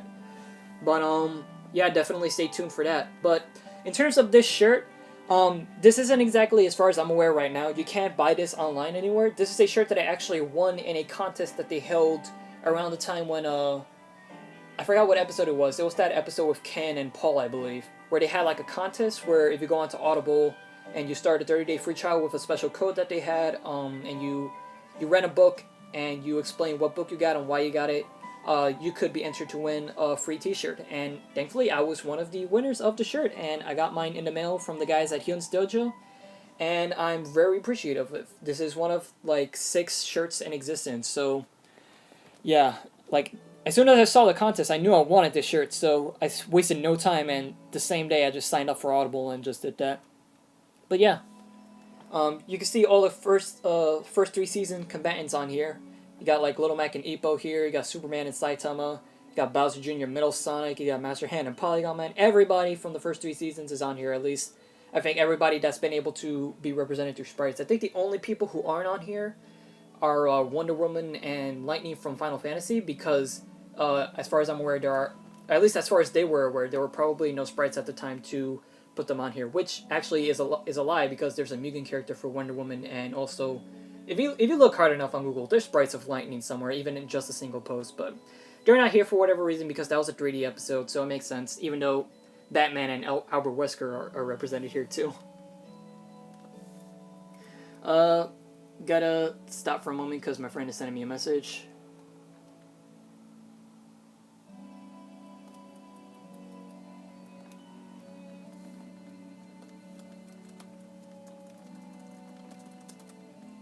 Any thoughts on tomorrow's Samurai Jack episode? I will answer that question in just a moment, Richard. But let's just say I am hyped for it.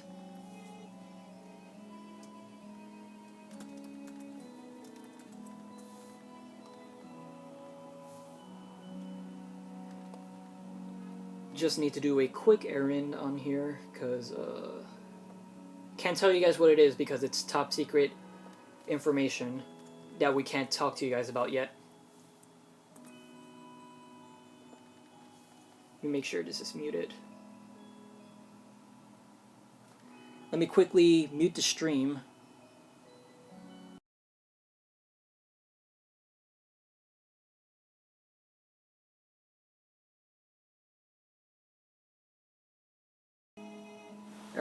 audio's back. I had to mute it for a sec because the thing that I'm I had to make sure first of all that my computer is muted, and the thing that I'm trying to download is something that we can't really talk to you guys about yet. And I don't want the audio to play and give away what it is. Let's just say that if all goes according to plan over at JACFS, it'll be something that you guys see down the line. And my downloader's having trouble downloading this video that he wants me to do, so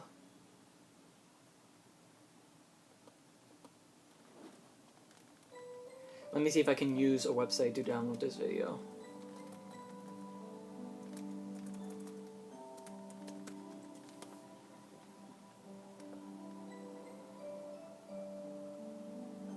And my browser froze.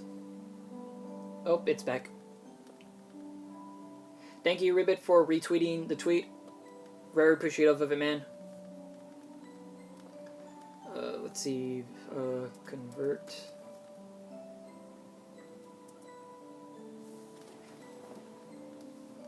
Move my legs. It's tiring being in this position.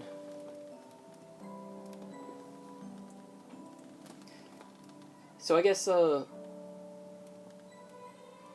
did you talk about Sub-Zero versus Glacius yet? I have not yet, and I probably will soon, but I do want to get to Richard's question, which was about the Samurai Jack episode.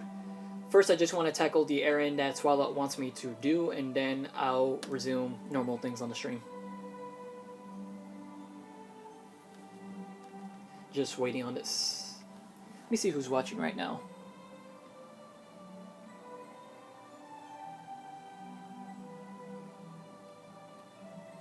Okay, I'm having trouble opening that up, so, let me check on my computer. Participants. Okay.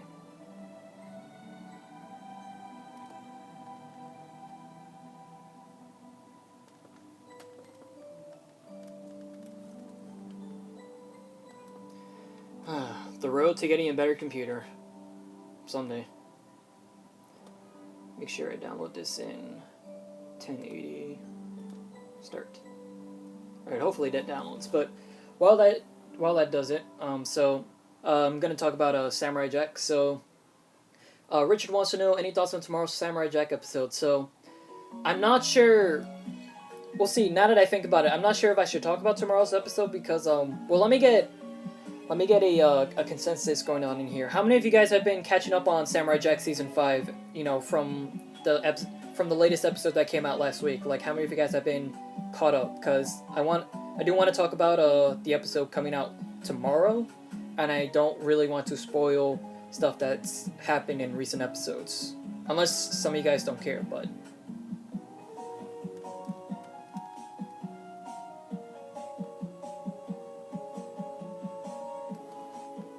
we'll lower the music just a little bit. Don't want to turn it down too much though.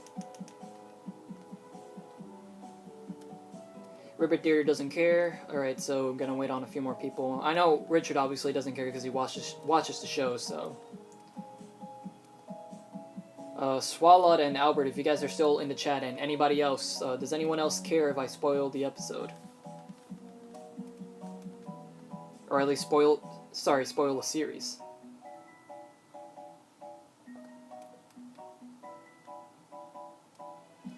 Rune18, who I didn't know was here, thank you so much for coming to the stream, dude. Says he's good. Albert, if you don't mind, Albert, I'm gonna be spoiling Samurai Jack season 5, at least what's been going on so far, because Richard wants to talk about tomorrow's episode, which I wouldn't mind doing. But I just want to know if like everybody in here is okay with that, because I don't want to go too deep into spoilers. Rune18 says, "Go watch you scrub."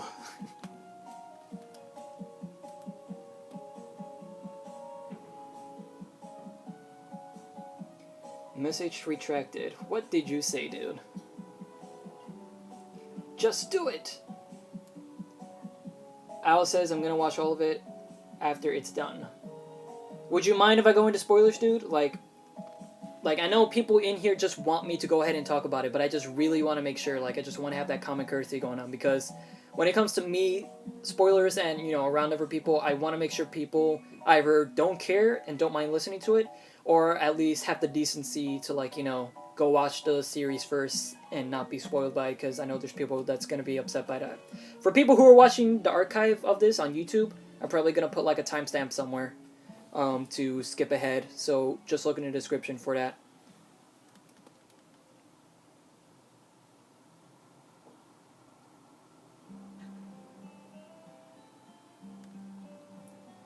Alright, so, you know what? He says he's gonna watch all of it until after it's done, so I guess no one really... Wait, hang on. Swala, do you want me to talk about it? Because you said no. I'm alright, I might forget the spoilers. Okay. Swala, are you okay with me spoiling it? Or, like, if you want, you can leave the stream and then I could just message you to tell you when to come back. But if you don't mind totally, then, I'm sorry for all the people I'm probably making incredibly impatient right now. It's like, dude, just fucking talk about it already. I know, I'm sorry. You're good? Alright. Alright, guys. Time to talk about Samurai Jack Season 5. Holy crap. Man, has it been quite the adventure going back into this so far.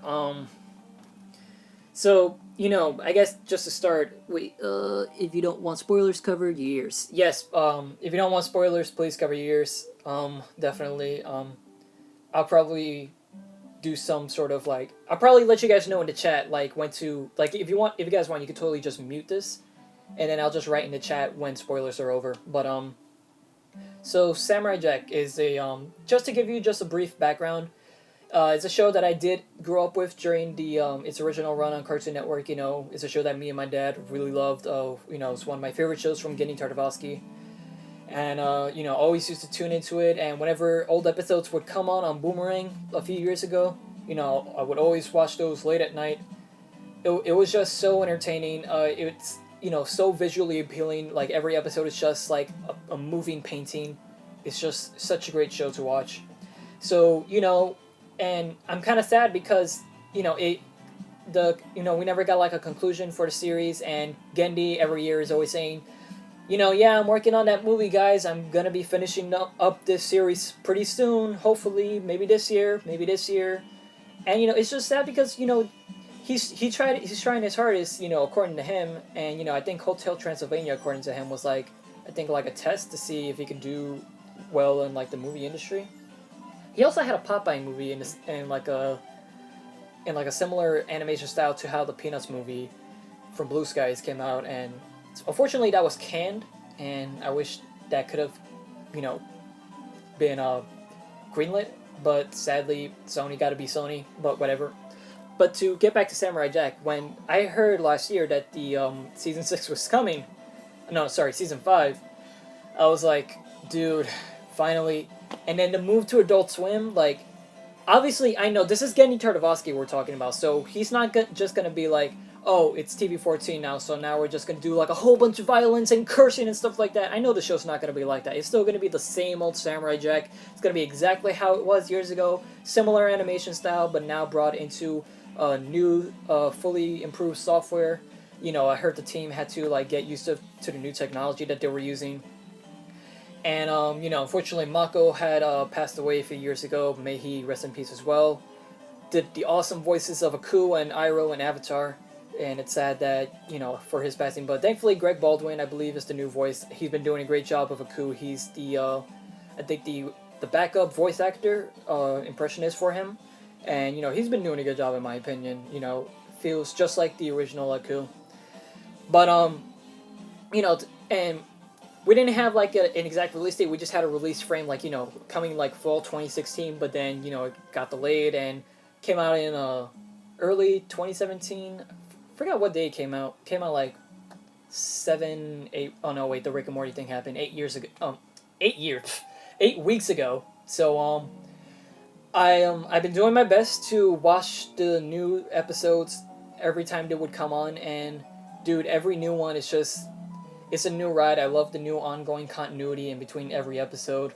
I love the arc that's going on with, Jack, him trying to find his sword. He recently only just got it back in the last episode that came out.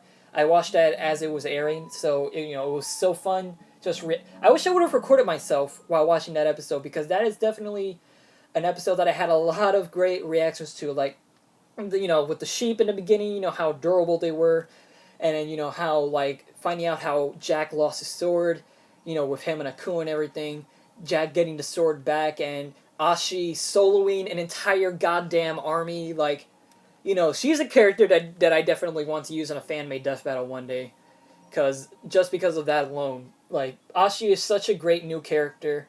I was hoping that she would be one of those, like, from the beginning, from episode 1, with her being the outcast, the odd one out of all her sisters, just wanting to see the world beyond, and then finally getting reformed thanks to Jack and everything, and seeing all the good that Jack has done in the world, seeing all these past characters from all these past Samurai Jack episodes. That episode that came out like 2 weeks ago was such a blast from the past, seeing the Mongo and Samurai and all of these old characters, the people from the Rave, the Woolies, like the Archers, just everybody, seeing all these characters was a total blast from the past, and a love letter to hardcore longtime followers of Samurai Jack. It was such great stuff. It was so cool to watch that. It was cool seeing Ashi's transformation into her new look. And, obviously, all the people going with the meme, extra thick! Obviously, yeah, I know. But, so far, the series has just been an absolute blast, and it's just great to see, like, I'm just wondering where it's going to go right now. I've been doing a good job of keeping myself, not spoiled with the episode descriptions for the upcoming episodes. Obviously, there's channel guides and Wikipedia episode summaries that are leaking onto the internet. Apparently, the last episode, screenshots from it have been leaked, or plot summaries of it. And I'm trying my best to avoid those, because I really want the ending of the series to be a surprise, even if it ends up just being Jack dying or someone, something tragic happening. Gendy did say that, it might be like, I'm paraphrasing, but it might be like an unexpected or bittersweet sort of ending. I'm not sure. I might be remembering it incorrectly, but I just want the series end to be a total surprise for me when I see it. So I'm avoiding anything and everything relating to what's been leaked out so far. All I know is what's happening next episode, which is apparently Jack and Ashi trying to avoid a bounty hunter or something, like the greatest feared person in the galaxy, or something like that, from what I remember reading. But that's as far as I remember seeing a few weeks back when I saw the Wikipedia episode entries for them.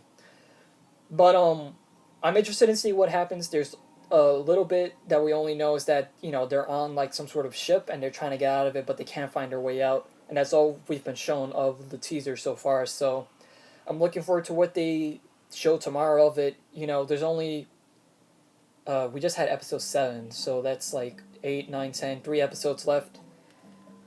It's interesting, like, because in a way it's kind of similar to like One Piece, where eventually when they get to the end, it can't just be gold at the end of it, or it can't just be like, oh, the treasure was friendship, or it's just a mirror showing Luffy's crew.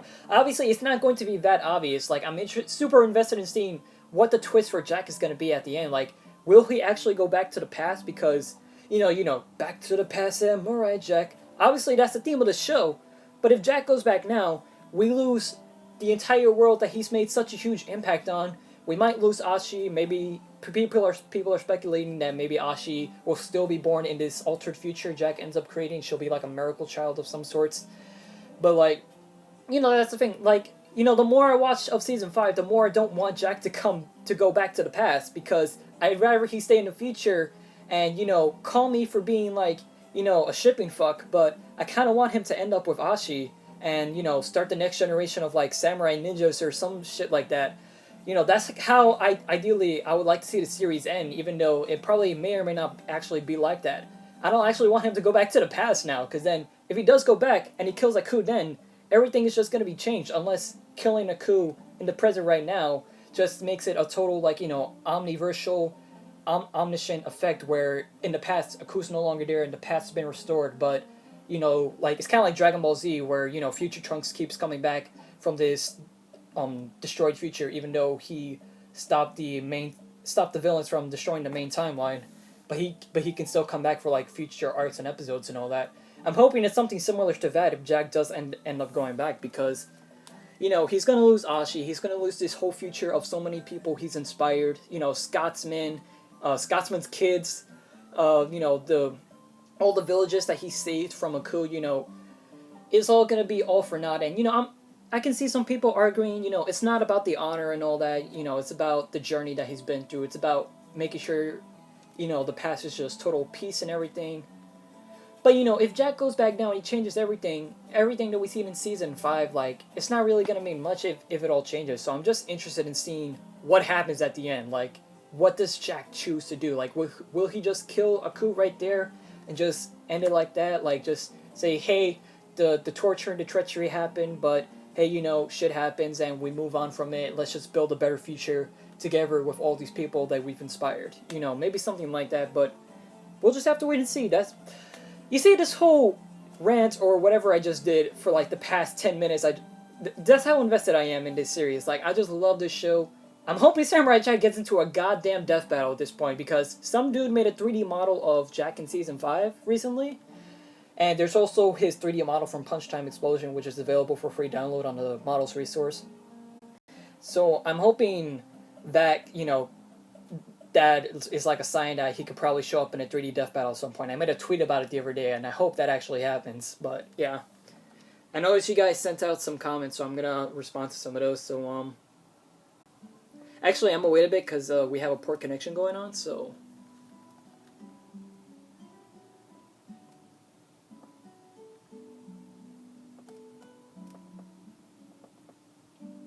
and my browser is frozen, so gotta wait for that.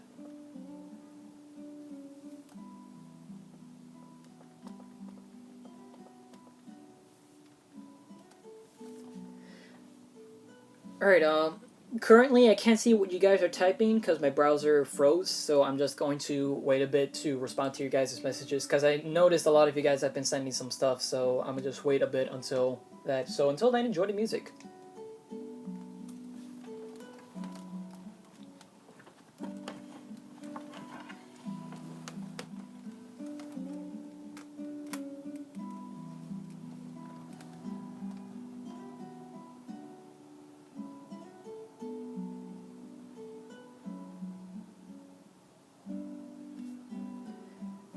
I'm not sure if you guys are, because the stream is telling me that I have a very bad connection going on. Yeah, the stream is lagging a little bit.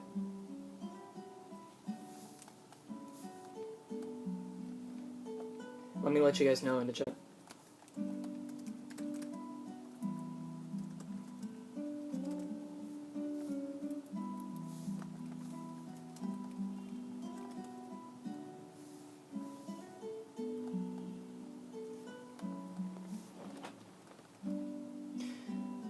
Alright, so chances are when the stream is archived, this is probably recording me right now, so you guys, oh, hey, the bad connection message just disappeared, so I guess that assumes that everything is going fine right now, so, yeah, we're gonna respond to some of you guys. Richard says, Greg is the student of Mako, so he knows how to do him justice. Hell to the fuck yeah. That is great, man. So I'm so glad. Rune says, got to admit, Ashi was pretty badass, and well behind every badass dude is an even more badass woman. Hell yeah, definitely. One of the greatest additions to season 5 for sure. Her character arc has just been amazing. Richard says, I will be doing a video explaining everything and talk about what I believe the ending could be, and also this season has been Toonami's highest rated show and was on the top 5 Nelson shows. That is really good news. Like, I'm hoping that this is a sign that Cartoon Network takes into account that, this is how you do a series revival. Because I've heard, apparently, the people at Cartoon Network have been wanting to bring back Samurai Jack 2 for so long because, they've been wanting Gendy to finish it. But, like, if you guys, like, want to have, like, a good revival, you gotta have the creators behind it. Because the creator of SpongeBob SquarePants, Stephen Hillenburg, only recently came back to the show after Sponge Out of Water came out, which was a good SpongeBob movie, by the way. I highly recommend going to see it because it was actually funny. It was actually really good. But, I heard apparently right now SpongeBob is actually getting better from the seasonal rot that has been happening with it. So if you get your original creators who know what the hell they were doing with their shows behind it, then you know that the show is going to be like a total success. Because we're in this dark era where unfortunately all the only cartoons that people seem to be playing now are just loud, random shit that doesn't really, make any sense. And it's sad too because these shows used to be really good stuff that we grew up watching and love to enjoy. Like I just want a preference, by the way. I met the new actresses for the Powerpuff Girls at Comic-Con last year, and they are great people. Like the voice actresses for the three main girls, for Princess, everyone, they're good people. They have great personality, and I don't blame them for how the show has been recently right now. If if you're watching it and you don't enjoy the show for whatever reason. But it's not the same as the old show. It needs that Craig McCracken magic. It needs the touch that he used to give. There's a good reason why in the Powerpuff Girls documentary, he said that he ended the show as, when he did, because he felt that it gave its run, and that they did all that they could with it, and that they really wanted to end it before Cartoon Network would just continue milking it. Oh, something I haven't actually told on the internet publicly before. 2 years, I think last year at PonyCon in 2016, I met Lauren Faust once again for the first time since 2012. I got to talk to her. And before I went up to her, she was speaking to somebody else, and she was this person asked her, why did you guys end Foster's Home for Imaginary Friends as early as you did? And you know what she said? She said that Cartoon Network offered them to give them another season after the last one that they did. But Lauren and Craig rejected it because they knew that they didn't want it to go on for as long as they did. They didn't want to just keep milking it. They knew exactly when they've told their story and when to end it. So you gotta fall back on the creators for when you're telling stories like this. I'm so glad that with Continued Samurai Jack, they actually brought back the original people who were involved with this. That's how it's been turning out to be such a great... there was not a single episode so far that I have not enjoyed, and I'm probably gonna be able to enjoy these next episodes no matter what happens, even if, say, hopefully this doesn't happen, if Ashi turns evil again, or, some shit that people are theorizing on the internet. I'm still gonna enjoy this series because it's been doing good, and Gen Tartakovsky knows what the hell he's doing. That's how you gotta do it with these shows. That's how, Gravity Falls, Alex Schertz has been doing it, all these different people. Craig McCracken wanted another season of Wander Over Yonder, and it's sad that got canceled. I could go on a rant about this longer, but you guys know what I mean, so, Rune says he personally wants to see more of the Scotsman's daughters as well. We're probably going to see a lot more of them coming down the line in the last 3 episodes, because, Scotsman obviously hinted that they are going to come back. They wanted to find Jack, so they probably will within the last 3 episodes. What I'm and many people are predicting is that they're going to have a big army of just everybody that Jack has ever helped and, contributed towards. They're probably just going to converge and just all go after a coup. That's probably just going to be how it is. Kind of like, if anyone's seen the original Avatar, kind of like Soden's Comet, where, they had, the whole army of everyone they've ever went into, even some of their past enemies that became allies. Ribbit Theater says things like Steven Universe, Adventure Time, Teenage Mutant Ninja Turtles, and Regular Show are good modern cartoons, but only one of those is a reboot. That is true. Funny thing is, too, is that, Adventure Time, apparently they recently recorded their last episode, and that's ending pretty soon, which is sad. I've met some of the people on Adventure Time. I've met, I met Marceline, I've met, her father, the voice actors. They're, that guy was, they were really cool. Fun fact, they are actually father and daughter in real life. I've met Finn and Jake themselves, the voice actors, just last year. Really cool people.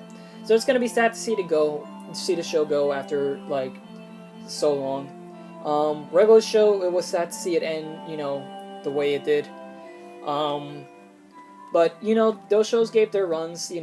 Steven Universe, I hope it stays on the air for as long as Rebecca Sugar is able to tell her story, because it's a great show, and it's sad to see. I don't know if Cartoon Network is intentionally mistreating it, but not seeing it on the air as often as certain other cartoons is definitely not a good sign of things to come for the future. I only hope it can really get better from here. And TMNT 2012, I have definitely caught a lot of that on Nickelodeon. Really damn fantastic reboot. I've grown up with the other Turtle shows, and you know, the current show has been holding up really well, and I can't wait to see how that ends. Apparently, TMNT, the current show, is supposed to be ending soon as well, so I don't know what they have planned for afterwards, because, you know, Nickelodeon owns the franchise now. They could very well just start up another new series, but I hope that they take a break before doing that again, because I've been hearing that they might do another show. But I really hope that, you know, they just take a break for a while and just rerun some of the 2012 show, because I feel it would be too soon if they just restarted another new show immediately after the past one. Because, yeah, I gave its run, but you want to let it sink in for a while. That's just my opinion. But yeah, that's just what I think about. I went on a huge tangent, but that's generally my thoughts on Samurai Jack as a whole right now. I love this show. I'm very happy Jack got his sword back, and, you know, we're back to his original look. And yeah, just I don't know what to expect from here. Everything is a surprise for me, and I look forward to seeing how Gendy handles the end of it. So yeah. I'm gonna check my battery on my iPad real fast, because I'm not sure if I can actually do that right now, actually. Oh yes, I can. Okay. Alright, so just a heads up, my iPad only has 12% left, so I might be ending this around 7:30. I would like to keep going for as long as possible, because I'm having a really good time streaming this with you and just letting out all of my opinions on all of this stuff and discussing this with you guys in the chat. Again, thank you guys for coming. But I think I might continue this until 7:30, because chances are if I keep going after that, even if I wanted to, my iPad might die, and I don't know if the stream will save onto YouTube as a video. So but yeah, I think for as long as we've been going, I think the stream's been doing. It's been a really good ride. Like, I'm having fun with this 8th anniversary stream, and hopefully, if you guys want to, I can do more stuff like this. Maybe not so often, but whenever I can. And if you guys stick to my Twitter, I can announce more stuff like this. Originally, there was supposed to be an announcement video for this stream, but I never got around to making it, and I apologize about that. But hey, you guys are here, so thanks for coming. And Richard says, "You're welcome, man. It will save." Thanks. I should probably check on, because for people who just came in before, I was streaming earlier, but the stream corrupted, like it just stopped broadcasting for no reason on my iPad. So I want to see if that ended up saving. Let me check. If you guys see it in your subscriptions for whatever reason, let me know, but I'm going to check my video manager right now. Because there was another video I was doing earlier where I was retrospecting my history with starting the F.U.N channel and all that. I guess I should announce upcoming videos that I'm going to be doing really soon is because yeah, it's saved. Okay, yeah, so the part of the stream that I did earlier, which was like 42 minutes long and it got cut off, it's saved as a video, so it is on there if you guys want to go check that out, the earlier thing of what I streamed. I'm probably going to be putting timestamps later on to just keep it organized so you guys can skip through all the awkward silences, unless you guys don't mind watching through that for whatever reason. But I guess while we are on our last, I guess, 20 minutes, I should update you guys on what's going on, because it's been a while since I've done an update video for the channel. So if you guys have any other questions, definitely feel free to interrupt me and I might answer them later on. But upcoming videos that are coming. I haven't made an update video about this, but if you guys have tuned into the Inkling Brothers podcast over on Team Triforce, which you should do, by the way, link is in the channel box on my channel. I've talked about how that I had a recent incident with my external hard drive where, unfortunately, all the projects that I was doing on there, including Liberty City AnimeCon 2016, our video for that, it fell to the ground while I was working with it, unfortunately, like just accidentally, and I can no longer like access any of the files on it. Like, I'm assuming maybe the files could be still salvaged, but it's a really expensive process, and it's gonna be a while until I can get everything that was on there. Like, it's a 2 terabyte hard drive, and I had like over 500 gigabytes of stuff on there. Now, thankfully, most of the project files for the videos that I have planned, they're still up on this Google Drive that me and Lawrence own together, that we archive all of our video footage on. But because of how my computer is and that I have that little space to download stuff on, it's going to be a while until I can restart everything and get those videos out. For those of you who caught that Liberty City AnimeCon trailer that I made earlier this year, Sadly, that is no longer up due to a copyright issue. My channel is fine. I don't have a claim or anything, but I don't have any sort of strikes. That's how I'm doing this live stream right now. But because of the song that I used in the trailer for whatever reason, it got auto content ID'd and it can no longer be viewed worldwide. And I don't have the file for that. It was on the hard drive, so I can't re-upload that either. So if the hard drive gets fixed, eventually I'll re-upload that. But for now, I'm gonna have to put any TFC adventure videos that I was currently working on, including New York Comic Con 2014 and Liberty City Anime Con 2016, on hiatus until further notice. Unfortunately, that also includes the PonyCon footage that we really wanted to get out to you guys as soon as possible from back what we did in late January. And, you know, I said in the video that, you know, for our first panel that we did at PonyCon, that, you know, we did record it. We recorded it from 2 different angles, and we still have the footage for that saved on Google Drive, but I don't have the space for it on my hard drive, and that's going to be a while until that gets up as well. So for people who wanted to check that out, I deeply, deeply apologize, but I promise you guys, when those eventually come out, the wait will be worth it. They will be in great quality, and, you know, it's just going to be worth it by the end of it. You guys are going to enjoy it. So, but in terms of Meatloaf blogs, I would like to do a, I know it's been a while since late January happened, you know, it's like May right now, but I would still like to get the guys together to record an Afterthoughts video for PonyCon 2017, what we thought about, because we do have some stories to tell. You know, we want to talk about our weekend over there, you know, how was the trip, you know, what did we do?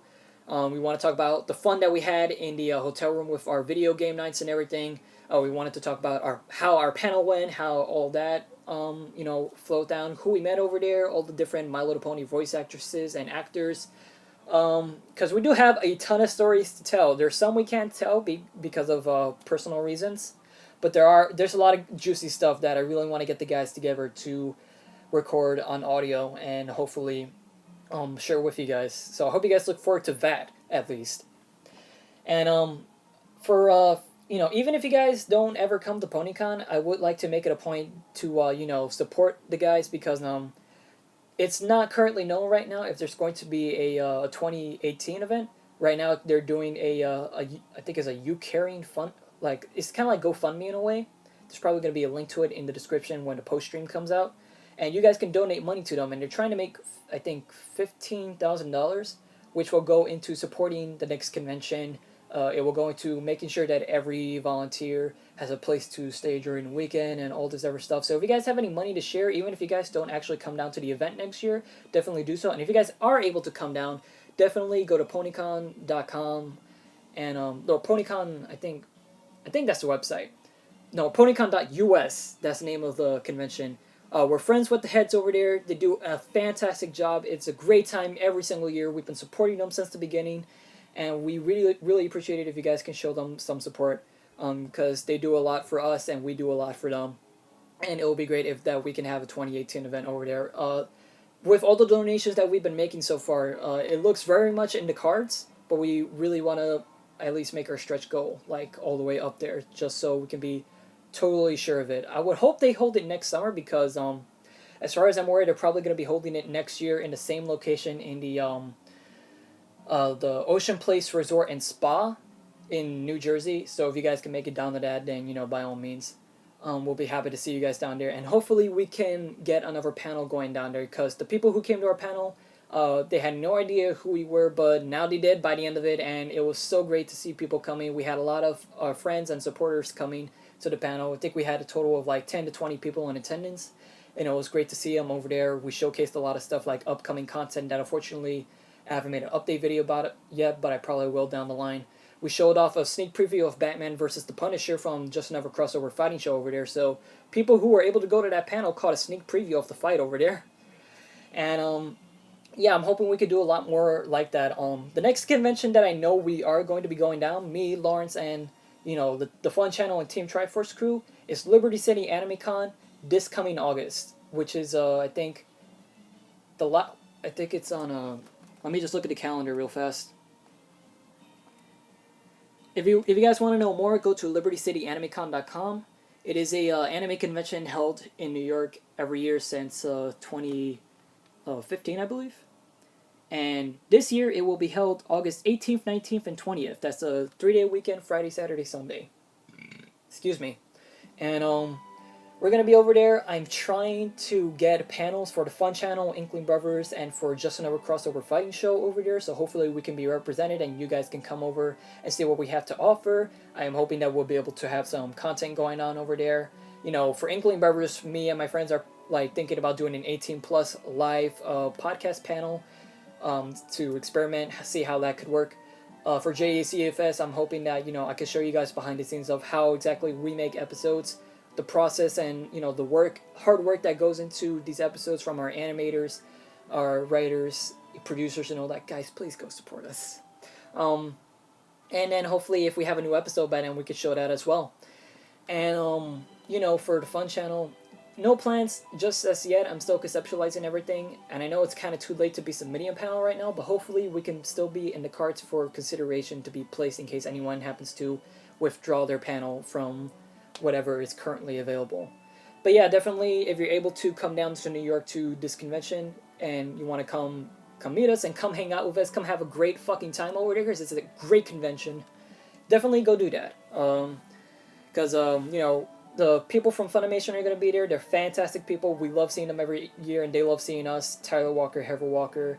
There's going to be some more VAs over there than we've had in previous year. Brittany Lauda, some of you guys know her. She voiced Pinkie Pie in the Death Battle, but she also voiced her and a lot of other characters across all kinds of other fan projects and official projects. She was in Hunipop, if I believe. And, you know, we've met her several times, and she's a fantastic person. I got to interview and formally meet Megami33, fantastic person as well. You know, I get to hang out with the people from Elite 3, Pokemon Bridge, you know, Nowacking, Purple Eyes WTF, you know, from None Piece, One Kids Entertainment, and XJerry64X. All of these guys are fantastic people, and you guys can go meet them if you go to this convention this year. And, you know, we're excited to see it. Come down. Maybe you could even be in our TFC Adventures video if, you know us by any means. So, yeah. That's all the plans that I can, and updates I can think of saying. If I forget anything, I'll just make a future update video for it. But I've noticed that we've got some stuff in here, so Richard Korokanobi asks, so how is My Little Pony Season 7? I still need to finish it. I still need to finish Season 6, because I just thought Season 6 wasn't as good as Season 5, and I gotta finish before the movie. Rune18 says, I thought Season 6 finale was pretty good, to be honest, but that's just me. Haven't watched Legend of Everfree yet. In my personal opinion, I thought that, well, I should preface, there is no season of My Little Pony that, honestly, that I didn't like. I can probably attest to some episodes that I wish could have been better, but I can't really, at least off the top of my head, and, you know, this is just me answering on the spot. If you gave me time, I could probably give you a better answer, but, in terms of seasons and episodes, I can't really think of ones that I hate with a passion. There are some that I can't name off the top of my head that I wish could be better in terms of writing and how they played out. But other than that, you know, I thought every season, including season premieres and season finales, have been good. I enjoyed the Season 6 finale, despite what people think of the Thorax redesign. I think it's fine. I don't think it's like, you know, like, I'm not gonna say I'm a huge fan of it, but at the same time, I'm not gonna say it's terrible either. Like, it's a fine redesign, like, being totally honest. And, hey, you know, that's what happens when changelings probably be good, like, because, you know, as much as we adored the original changeling designs, it's supposed to be evolution. Like, some people like to call it the Alolan forms, but it's supposed to show character development and, you know, signs changing of, you know, this race that we used to think of as enemies to, you know, the main pony race. But I'm probably doing a bad job of explaining it, but I'll just move on anyway. But I just thought Season 6 as a whole and the finale was fine. And in terms of what's going on right now with Season 7, let's see, I've seen the first 2 episodes. I have the third one recorded on my DVR, but I have not checked it out yet. But the first 2 episodes from what I saw... no, wait. I saw the first 3 episodes, because I forgot that what they did for the season premiere was that they had 2 separate episodes premiere on the same day. For the first time, it wasn't a 2-parter, it was 2 separate episodes. And then they had the 3rd episode after that with Flurry Heart. I've seen the first 3 episodes. I have not checked out the 4th one yet, but I have it recorded, so I'm probably going to be seeing this shortly after. It would be cool if I could do a reaction video live right now, but sadly my battery is running low, so I don't want it to die in the middle of it. But in terms of the first 3 episodes that I've seen in season 7, they've been great so far. I've been loving the writing and all that, and the relationship between Twilight, Starlight, and Trixie respectively. I've been loving. I love the Flurry Heart episode. It was so cute, and I really loved. I don't know if anyone noticed, but season 7 marks the upgrade of the animation style from Flash to Toon Boom. For people who don't know what Toon Boom is, it's basically, high end, high quality, studio level animation software. That it's expensive, but it's really good. And Lauren Faust actually talked to me about it, and she recommended that if I ever go into animation, to use that instead of Flash, because it's kind of starting to die out.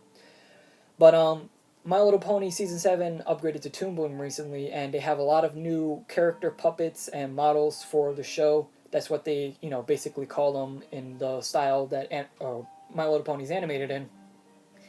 And they've been looking good so far. I don't know if anyone saw the tweet that I posted a few days ago, but I'm liking the new model for Spike because they actually gave him realistic looking dragon feet. And I don't know if any of you guys noticed, but before, whenever you would see the feet on his model, it would you would see the 3 lines representing his toes, but then if you look at it from a front side, it would just be like a flat, detail-less kind of thing, and it kind of looked weird to me. But in the Flurry Heart episode, you can actually see that they used a new model and his toes are more fleshed out now, and that's a sign that there's more attention to detail coming with the show, and that can only make me wonder what they're gonna do with the movie with this new animation style. I have to wonder if they're also using Toon Boom for that. From the trailer that they put out, it looks good so far, and I just can't wait for it. If you guys haven't checked it out yet, we did a Meatloaf blog episode. It was the pilot episode actually of the Meatloaf blog, where we talked about speculation on the 2017 movie. That was back before we knew what exactly they were going to do with it in terms of plot, characters that were going to be in it, guest stars, and animation style. So if you guys want to see what we were speculating back then, I definitely encourage you guys to go check that out. But we, now that we know a lot more, I'm definitely considering doing a new Meatloaf blog episode to reflect on what we know so far. And definitely when the movie comes out later this year, we are going to have another blog episode to talk about it. I'm hoping I can bring back both Lawrence and our friend Bill from PonyCon for that, because I had a good time recording the episode with those, and I hope you guys tune in for that. In terms of the, because I see Rune here mentioned Legend of Everfree, I have checked out Legend of Everfree around the time it came out, because shoutouts to my buddies over here in New York City, Bronies NYC. That's our Brony meetup group, local. I usually meet up with them. Some of the people over there are the people who hold PonyCon. And going to a meetup over there, it's such a fun time. They always know how to throw great parties and everything. If you guys are ever in New York, definitely come down to our Bronies NYC event. It's really worth your time and money. And I went to go see the Legends of Everfree movie over at one of their meetups, and it was definitely a decent movie. I'm liking what in the direction that they're going with Question Your Girls right now. I'm appreciating the character development they're giving to Flash Sentry, because despite the internet backlash, I'm a guy who really is interested in seeing where they can go with this character from beyond his initial introduction as that guy that had a crush on Twilight, because I actually like the character. I want to see where things go forward with him. I like the new superpower aspect that the girls have been getting with the movie. I just like the movie overall. I thought they did a decent job with it. I like Equestria Girls, and I can't wait to see what they do moving forward with it. I heard there's a bunch of new shorts that are going to be coming out pretty soon. Probably to rectify the fact that, there's probably not going to be a new movie for Equestria Girls soon, because they're focusing on the MLP movie right now. So I'm definitely interested in seeing seeing how Sunset develops. Sunset is definitely one of my favorite characters to come out from that series. And yeah. I actually want to show you guys something really cool. I'll be right back again. Hold up.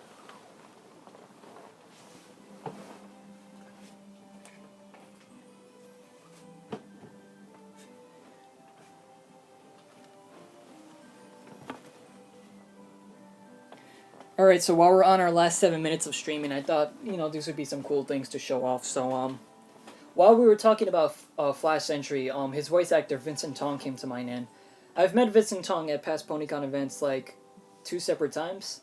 He's a great, really awesome, down-to-earth dude. I love talking to him. Every time we go see him, he knows who we are, he recognizes us. He's such a swell dude. If you guys ever see him at any convention, go talk to the guy. He's a really great voice actor. He does a lot of good stuff, and he's really talented. And I want to bring this forward. This is an autograph that he gave us. This was the last time we had seen Vincent at PonyCon 2016, which was last year. Not the recent one that happened in January, but the one from last year. And the thing is that we didn't really, we're probably going to explain this more in depth later on in something, but what happened with this was that we didn't actually go up to him and ask him for this. What I was doing was that I was waiting online to go see Lena Hall, the voice of Rara, and she's a great person too. But what happened was that Vincent, because the friendship that me and Lawrence have with him, is such a fantastic guy. He did us a cool favor and he gave us this on the house, and it's always great seeing you. And I feel like I want to hang this up at the same time. I don't know if I want to, but he's a really fantastic guy, and I'm really appreciative of this. And if I can ever see him again, hopefully he comes next year to PonyCon, would like to thank him because he always brought the party over, and he's such a swell dude. And something cool that I also want to show off is this. This is actually one of 2 Lauren Faust autographs that I have, but this is the one I got most recently at PonyCon when I saw her last year. If you're wondering whose OC this is Bonnie Zackerly, the creator of the My Little Pony franchise itself, back when it was known as My Pretty Pony. If you want to know more details about that, check out our PonyCon 2014 video. She's in that, and she talks about that, as well as her thoughts on the Brony community. And this was great to get. I have another poster from BronyCon 2012 that she and a bunch of other MLP voice actresses signed. Do I have that around here, actually? Let me see. It's somewhere around here. It's down here. Alright, I'll be back again.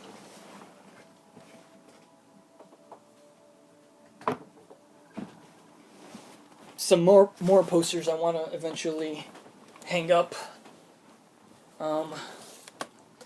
So this is, I'm not sure if I talked too much about this in any video. Maybe I have, maybe I haven't, I can't remember.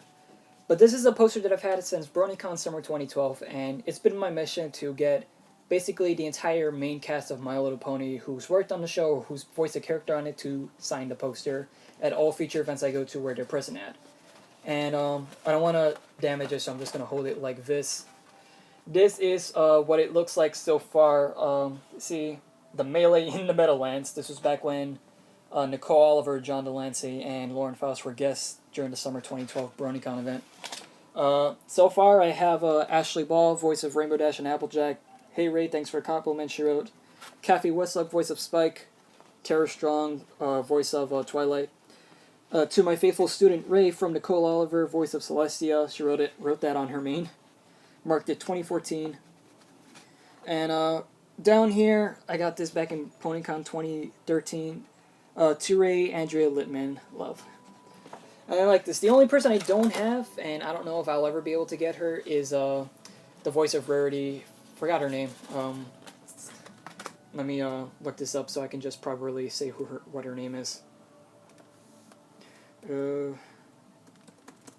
voice of Rarity and Luna, actually. Doesn't know she does the voice of both, because when I have her, I'll have basically, the main characters who've been there since season 1. And then after that, if there's space, I can probably move on to the extended cast. Tabitha St. Germain, there we go, now I remember.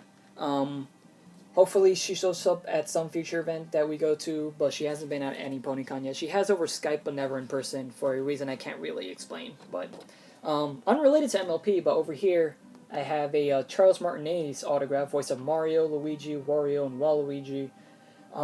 He was a great guy to meet, really cool dude. I got to see him at the reopening of the Nintendo World Store in New York a few months back. It was cool staying online for him, and I owe it to my friend Isaac for allowing me to, be able to get into the store and, being able to meet such a great dude. And the last thing I want to show off before we go offline, because it's almost 7:30 and I have 5% on this, I got this just recently. So, on this side, this is from New York Comic Con just recently in 2016, October. And over there, Rooster Teeth and Ruby had like a kind of a presence over there. They had a panel. They showed off some stuff from Volume 4 that was to come. And they also had some people who worked on the show, including voice actresses.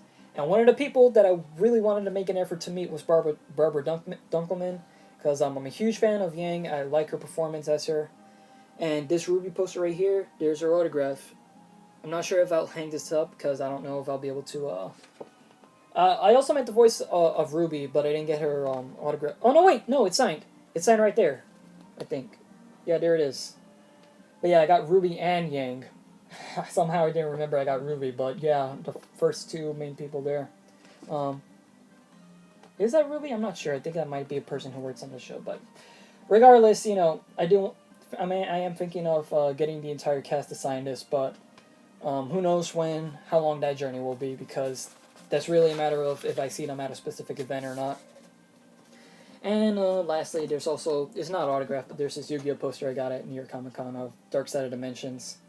On the back, they're showing all the different booths you could go to get merchandise from the event. Yeah, here that is. And I might be hanging those up soon. But yeah, it's 7:30 right now on the East Coast, so we're going to be wrapping this up in a few minutes. So let me check how much battery I have so this doesn't abruptly end. I can properly say goodbye. Alright, we got 3%, so if anyone has any last minute questions, definitely shoot them my way right now, because we're going to be going offline in a few. In the meantime, I do want to be, because I'll do my my outro, and if anyone has any questions, I will stay on the stream and just answer them quickly. But for those of you who have stuck around, whether you just tuned in or if you tuned in an hour or two ago, you know, for people who stuck around and had a great time listening to me ramble on about all this random different topics and ask me so many questions and help me celebrate the F.U.N channel's 8th anniversary and the 8 years of hard work that me and my friends collectively have been pouring into this project that we do for, honest to God, you guys. Thank you so much for all the support, for your friendship, for your contributions, for everything that you've given us all throughout the years. We love you guys, we do this for you guys, and we hope to keep doing it for as long as we possibly can. You know, we're not... My channel is monetized on certain videos, but I don't really make that much money off of what I do. And you know, I like even if I don't get paid for this, you know, it's a passion project. I like doing this for free. I hope to do a lot more for you guys in terms of live action, in terms of blogs, in terms of audio only content, in terms of live streams. Now that I know that this is a cool thing, I might do this more often. And in terms of maybe animated projects too, because I do want to be an animator, and I'm hoping maybe when I get better technology than just this thing down the line, you know, I can put out something entertaining for you guys, because I do have a lot of good ideas in the old noggin. Make sure you also obviously support us on our other channels as well. There's Team Triforce with the Inkling Burbers podcast, and there's also you know, the Just Never Crossover Fighting Show with all my friends that we pour a lot of hard work into it. Stick with us on every single one of those channels. Thank you guys so much for coming into this stream. I really appreciate it. Richard says, alright man, have a good night, talk to you later. Thank you man, thanks so much for coming down. Thank you to, I'm going to give some shout outs. Thank you to Richard Core Kenobi, great dude. I'm going to be doing a video for him pretty soon, probably next week if not the following week. And let's just say it's going to be pretty scary from what I've listened from what he sent me. Let's, you guys already know what it is if you follow him on Twitter, but just saying. Shoutouts to Ribbit Theater, shoutouts to DJ Tiki, shoutouts to Fang Swalad, Rune18, and Albert Wikowakavitz. As you know, everybody who just came, if I didn't mention your name, you are not any less significant, you know, from all of this. Thank you to all of our supporters over the year. You know, shoutouts to all of you. I'm very happy that all of you came to the stream and that we had such a great time, man. Wow, what good music to end on, Route 101. It's where it all began for me in Pokemon, so might as well be bookends for how we end the stream. So thank you guys so much for tuning in, and I hope to see you guys next time. This is Ray, aka Meatloafman, signing out on the F.U.N channel's 8th anniversary stream. Thanks for watching. See you guys next time. Stick around for more. Follow me on Twitter at MeatloafmanKOD. Hopefully you guys, you know, already do that. There'll probably be a link in the description if you're watching the archive of this. Make sure you go check out Timmy and Twilight's Preludes on DeviantArt for their fight in the Gauntlet coming up. And, you know, stick with us, because we got some great stuff planned for you. Thank you guys very much. See you all next time. Bye. Thank you so much.